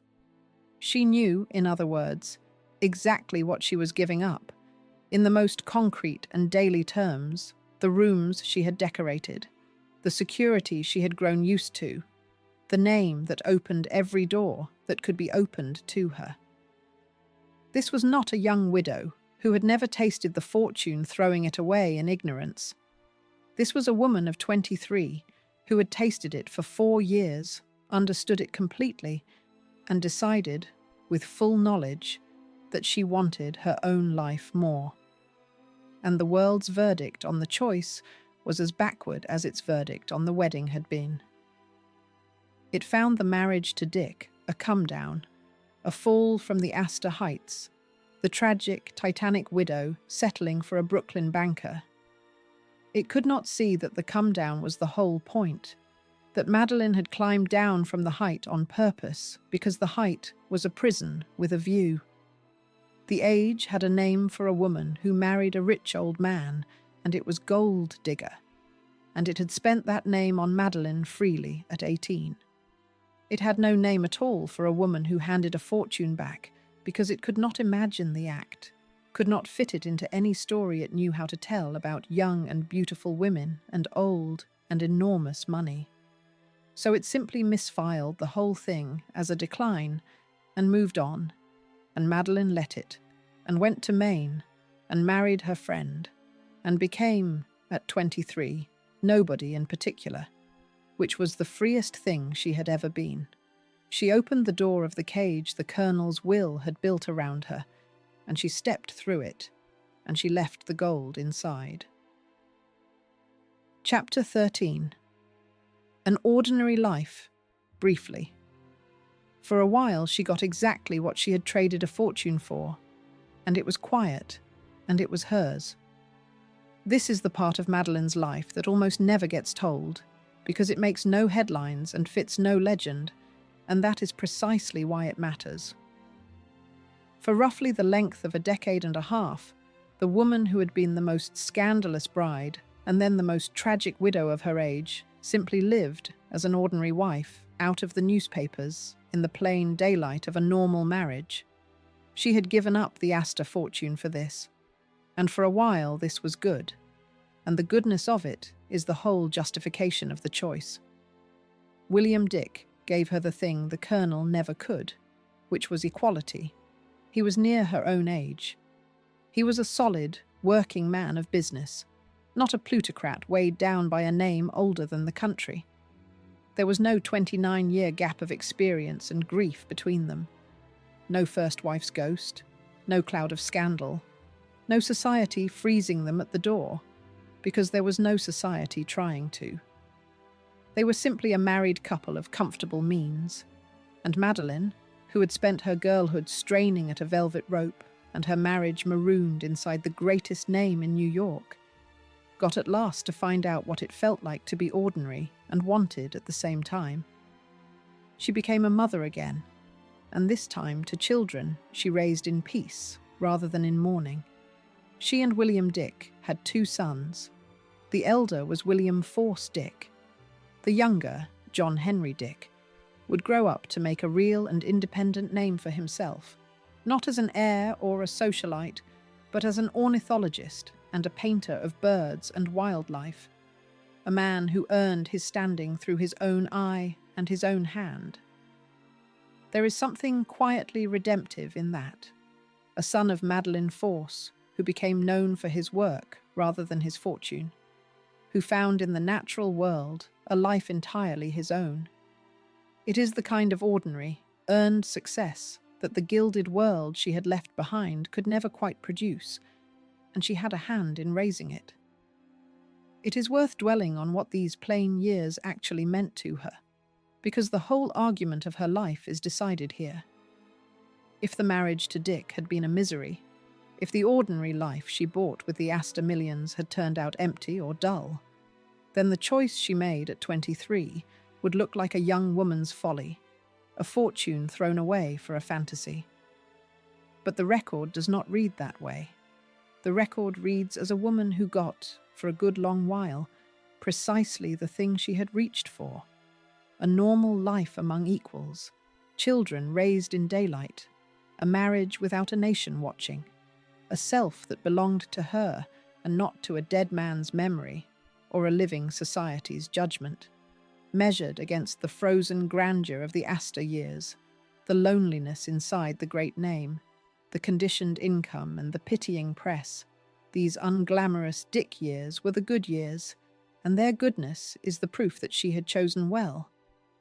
She had spent a fortune to buy an ordinary happiness, and for a decade and a half, the ordinary happiness was real, and a fortune is not too much to pay for that, whatever the headlines thought. There is also, in this stretch, the simple mercy of being unwatched. Consider how much of Madeleine's life until this point had been lived in front of an audience: the debut, the scandal, the wedding under siege, the shipwreck, the widowhood. Every step of it narrated and judged by strangers who had never met her. For a girl who had been public property since the age of 18, the deepest luxury the Dick years offered may not have been the marriage, or even the children, but the plain fact of privacy. The freedom to be an ordinary woman whose joys and troubles belonged to no one but herself. She had given up the Astor fortune, but she had bought, with it, the right to disappear from the front pages and for a woman as thoroughly exposed as Madeleine had been, that right may have been the most valuable thing the money could purchase. The tragedy is only that it did not last, that the privacy, like the fortune and the first marriage, would in time be taken from her, and taken in the ugliest way imaginable, by a man who would sell her most private griefs back to the very public she had escaped. For these years, she was, by every sign the record leaves, more at rest than she had ever been. The public largely lost sight of her, and that was the point. That was the prize. She had stepped out of the story the newspapers wanted to tell about her, the wicked bride, the tragic widow, and into a life too plain to sell papers. She raised her boys. She kept her house. She was Mrs. Dick, a private woman, and the privacy was the luxury she had bought with the Astor millions she had handed back. Measured against the loneliness of the gilded years, the frozen society and the conditioned fortune and the great empty house on Fifth Avenue, this quieter life was, for a real span of years, the better bargain, and she had been right to make it. But the record also holds the harder truth that the peace did not last, and that the marriage, in time, wore thin.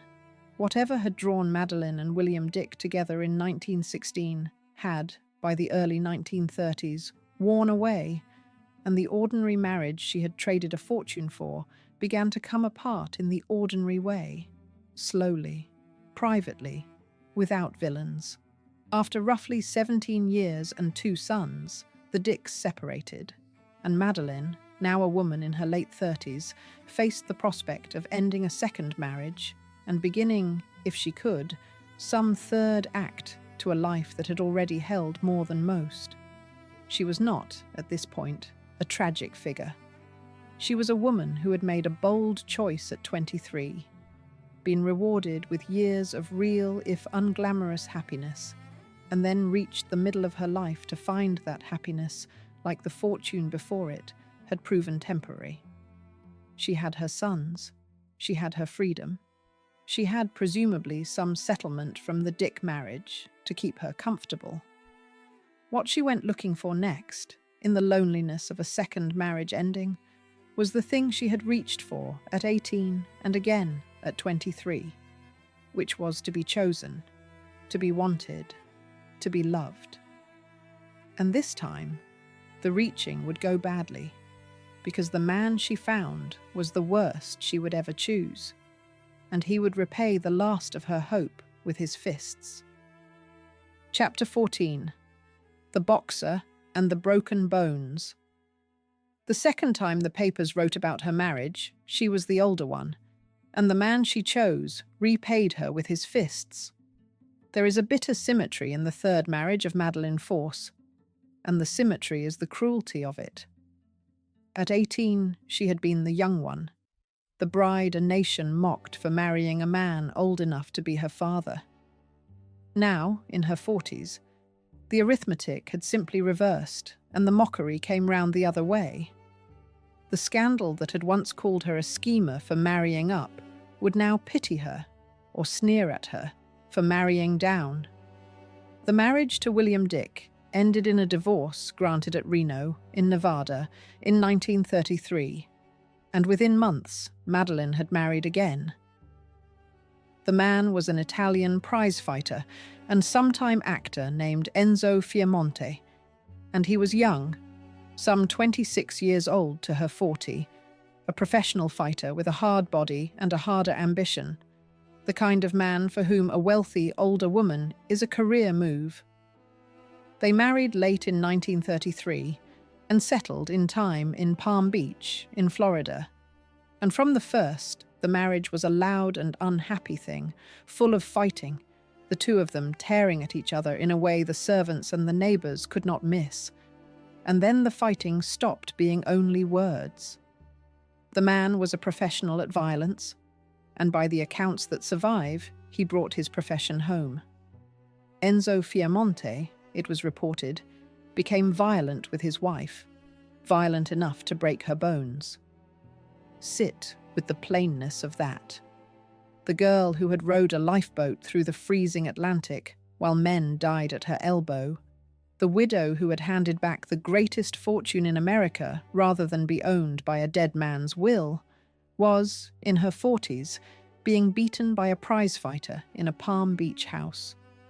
Every reversal of her life meets in that image. The courage and the wealth and the freedom all come to a woman with broken bones at the hands of a man she had married in the hope of being loved. She did the thing she had always, in the end, been able to do, which was to leave.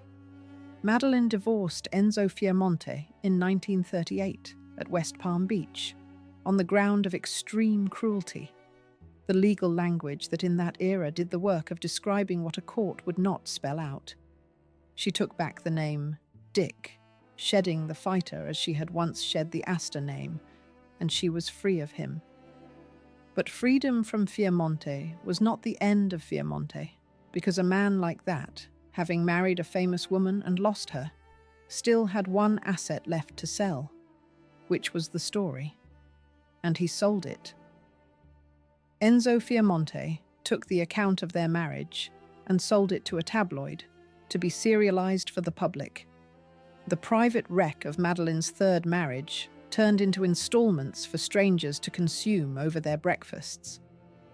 The woman who had spent her whole life being narrated by other people, the wicked bride of the headlines, the tragic widow of the sinking, was narrated one last cruel time by the very man who had broken her bones, for money, in a scandal sheet. She had given up a fortune to stop being a monument that other people owned. She ended up, all the same, a story that other people sold. The symmetry with her beginning is the thing that makes this marriage so hard to read about. At 18, she had been the young beauty and Astor the aging fortune, and the world had assumed she was the predator and he the prey, the schemer and the mark. Now, in her 40s, she was the aging fortune and Fiermonte the young body, and the roles had simply changed hands, except that this time the predator really was a predator, and the prey really was preyed upon. The girl, the headlines had painted as a gold digger, had become, in middle age, the victim of exactly the kind of person she had once been accused of being, a younger partner marrying for money and repaying the marriage with cruelty. There is a terrible education in that reversal. Madeleine had been punished at 18 for a crime she was mostly innocent of, the cold marrying of youth to money for advantage.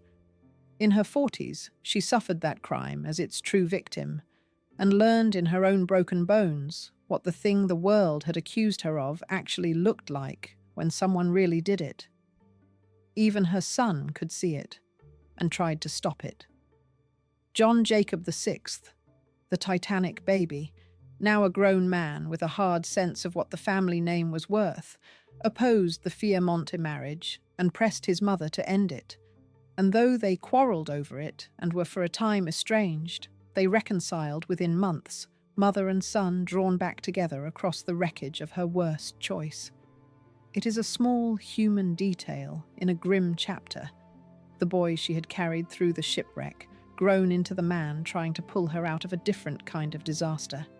And it is worth holding on to, because it says that whatever the tabloids made of her, Madeleine was still, to the people who actually knew her, a person worth rescuing. The marriage ended as it had to. The damage did not fully end with it.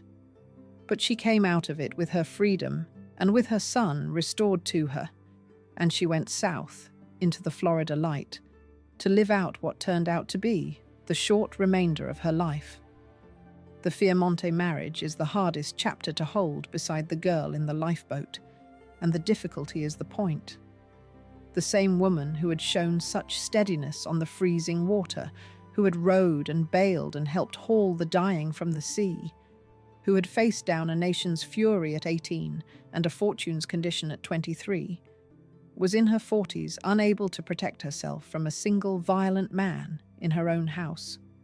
It would be easy and wrong to read that as weakness.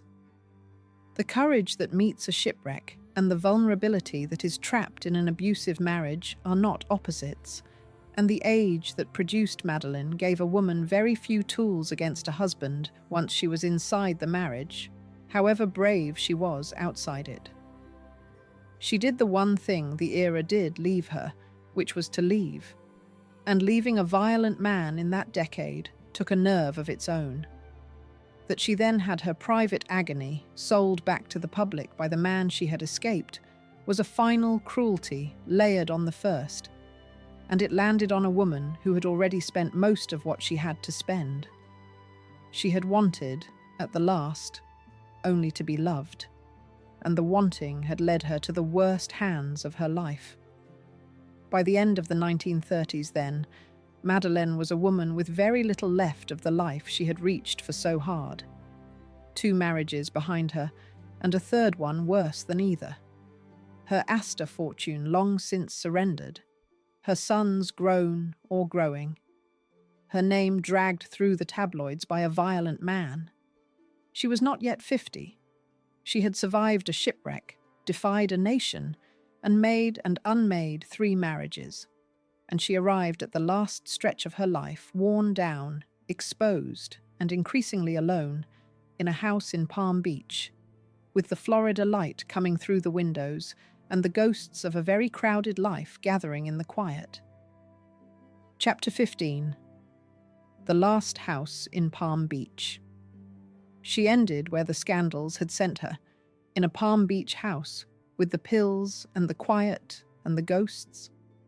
The final years of Madeleine Force are thinly documented, and there is a mercy in that thinness, because what the record does hold is sad enough. The public woman had long since receded. What remained was a private one, in her 40s, in Florida, carrying the accumulated weight of a life that had held, in its short span, more grief and more spectacle than a dozen ordinary lives, and carrying it with less and less to hold it up.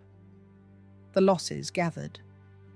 Her mother, one of the fixed points of her whole existence, died, and the death took from Madeleine one of the last people who had known her from the beginning, before the colonel, before the ship, before any of it.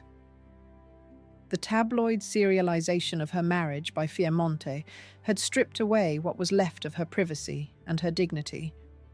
And somewhere in these years, worn by the grief and the exposure and the sheer long exhaustion of her life, Madeleine began to rely on prescription medicines, and by some accounts to lean on them too heavily, the way a person does who is looking for a way to quiet a mind that will not rest.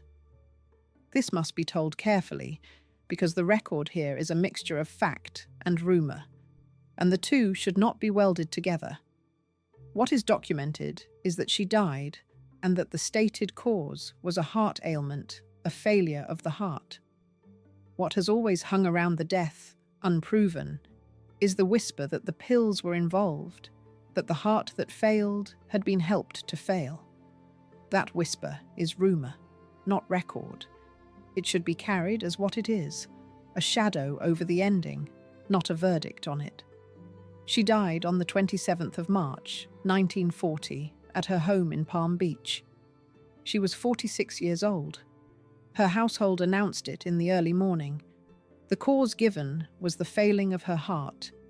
Whatever the full truth of those last hours, and it is likely no one now will ever know it entirely, the fact is plain and final.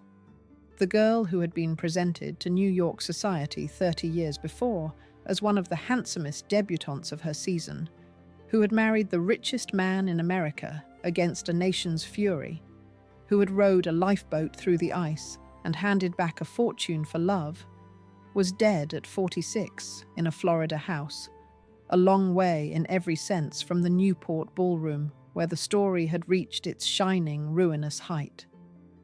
There is an eerie quiet to this ending that suits the life, and it should be left at low volume without melodrama. No iceberg here, no headline, no crowd at a pier. Only a woman in a warm, dark house, worn out at 46, her heart giving way in the early hours, the ghosts of a very full life around her, The pills perhaps in the story and perhaps not. The atmosphere of it is the atmosphere of exhaustion, of a candle that has been burned at both ends since the age of 18 and has simply at last gone out. She had lived every kind of life the age had to offer, the outsider and the queen, the scandal and the tragedy, the fortune and the ordinary marriage, and she had spent herself completely doing it. And at 46, there was nothing left to spend. It is a strange thing to reckon how much she had packed into so few years. She died younger than many people are when they marry for the first time, and yet she had already been a debutante, a national scandal, the wife of one of the richest men on earth, a survivor of the most famous shipwreck in history, a widow, a mother 3 times over, a woman who had renounced a fortune, and the wife of a violent man she had escaped. Most of the drama of the century seemed to have found its way to her door, and she had met all of it before she was 50. There is a kind of exhaustion that has nothing to do with age, the exhaustion of having simply lived too much, of having been asked to be too many people and to survive too many endings, and that, more than any single cause a doctor could write down, seems to be the true weather of Madeleine's last years.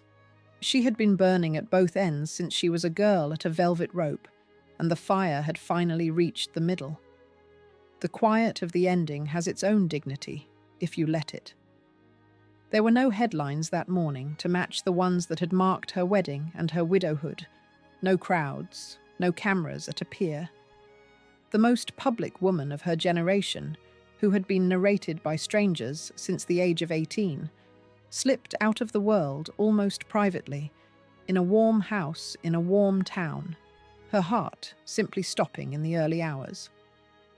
Whether the pills played their part or not, and the honest answer is that no one can now say for certain, the essential picture is the same.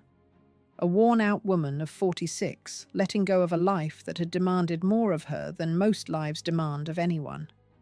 She had come into the world in Brooklyn in the summer of 1893, a merchant's daughter with a warm heart and a cold prospect. She went out of it in Florida in the spring of 1940, having been, in between, very nearly everything a woman of her age could be. And then the house was quiet, and the long, crowded story was over. She was carried back to New York and laid to rest in the family mausoleum at the Trinity Church Cemetery, in the upper reaches of Manhattan, in the city where she had been born and had risen and had dared everything. The body that had survived the North Atlantic came home to the island the Astors had owned, and the woman who had given up their name was buried, in the end, in the ground of the city that had made and judged her. The scandals were over. The marriages were over. The long, crowded, extraordinary life was over at 46. What remained was the memory, and the memory, as it settled over the decades, would remember her for the wrong thing, and it is the business of the last chapter to say what the right thing was. Chapter 16. The one who walked out. History remembers her for a single night on the water, and remembers the wrong thing. Say the name Madeleine Astor now, if it is said at all, and what comes back is the Titanic, the pregnant young widow of Lifeboat No. 4, a figure of pity in the great story of the ship. She has become a supporting character in a disaster, remembered for the night the sea took her husband, and even that memory casts her as something done to a woman married by a powerful man and widowed by an iceberg and pitied by a nation, acted upon at every turn. History remembers her for the night, not because the night was the truest thing about her, but because a shipwreck is easier to tell than a choice. For the two hinges of Madeleine's life were both choices, and both were refusals, and neither was the iceberg. At 18, she chose to marry the most scandalous man in America, against the pulpits and the poison letters and the cold shoulders of the only society she had ever wanted, and she took the whole weight of a nation's disgust because she had decided, and she held. And at 23, she chose to give the Astor fortune back, the income and the mansion and the name, handed all of it to the empty air on a June day in Maine, because a life that was actually her own was worth more than the finest cage in the country. She was branded a gold digger, and she handed back the gold. She was called a schemer, and the one great scheme of her life was to refuse the money and choose the man. The headlines had her exactly backward. Follow the hard, bright stone through the whole of it, and you can see the shape of her life in a single object. There is the ring first, the $30,000 diamond the colonel gave her, the stone that bought the scandal, that meant, to the whole watching world, an old fortune closing around a young girl. There are the diamonds next, frozen on a drowned man's hands, pulled from the North Atlantic with $2,500 and a gold watch, all that the sea gave back of the greatest fortune in America. And there is the stone at the last, the $50,000 solitaire that Madeleine, at her death, left to her son, the Titanic baby, grown into a man who felt cheated of his father's empire and who would one day go to law against the family over it. The same hard stone, 3 times, and each time it says a different thing, the buying of her, the drowning of him, and the passing on, at the end, of what little the fortune left in her hands. The diamonds were always there. What changed was who held them, and what it cost. Follow the child she carried through the ice, and the shape of her whole bargain comes clear. John Jacob VI, the baby born of a drowned father, grew up in the long shadow of the fortune his mother had walked away from and his half-brother had inherited whole. He grew into a man of deep grievance, always the lesser Astor, always the one who felt cheated, and when his half-brother at last died childless, he went to law over the estate and came away with a settlement that measured, in dollars, how little the family thought it owed him. He carried, to the end of his own long life, the $50,000 solitaire his mother had left him, the last of the diamonds. And when he died, an old man, he was carried back and laid beside his parents in the Trinity churchyard, the Titanic baby and the Titanic widow together at last, in the ground of the city that had made them both. The Astor name went on. The land went on. The hotels went on. Some of them, under the family name for a while, and then under other names, the way even the grandest things eventually pass. And Madeleine, who had held the whole of it for 4 years and given it back, kept nothing of it in the end, but a single ring passed to a single son. What she is remembered for, when she is remembered at all, is the night, and the memory has flattened her almost out of existence. She has become a minor figure in the great pageant of the Titanic, a name in the passenger lists, the pregnant young wife of the millionaire who went down with the ship, a supporting player in a story about a boat.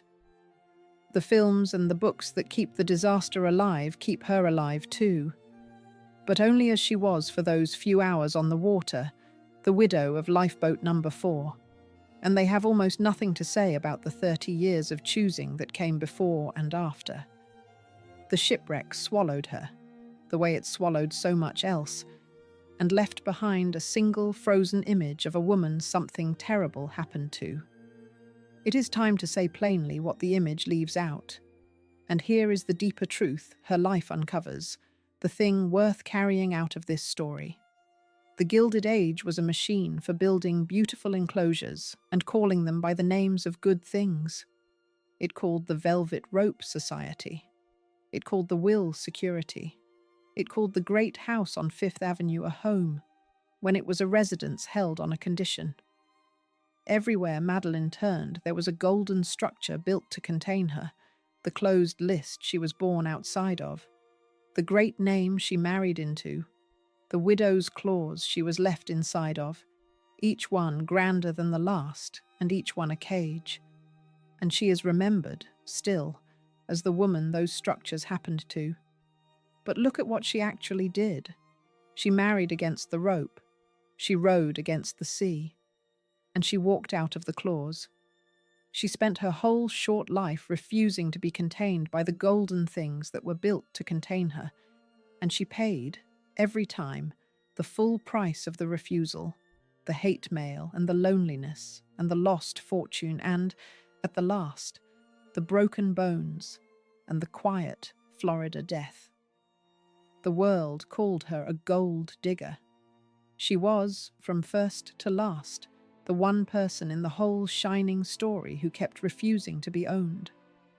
She was presented to society at 18 as one of the handsomest debutantes of her year, standing at a rope she could not cross. She was told, once, by a man at a ship's rail, that the sea was calm and that she would be all right, and that he would meet her in the morning. The morning came without him, as so many of the age's promises came without the thing they promised. And she did the only free thing the century had left a woman to do. She stopped waiting to be let in, and stopped waiting to be kept, and stopped waiting for any morning any man had promised her, and she chose, and chose again, and paid, and chose. That is not the story of a woman a shipwreck happened to. That is the story of the one who walked out. If this is the kind of story you want more of, the real lives behind the Gilded Age glamour and the women the headlines got wrong, then subscribe and stay with me here at Velvet Society, because there are a great many of them, and I am only getting started. And tell me this in the comments.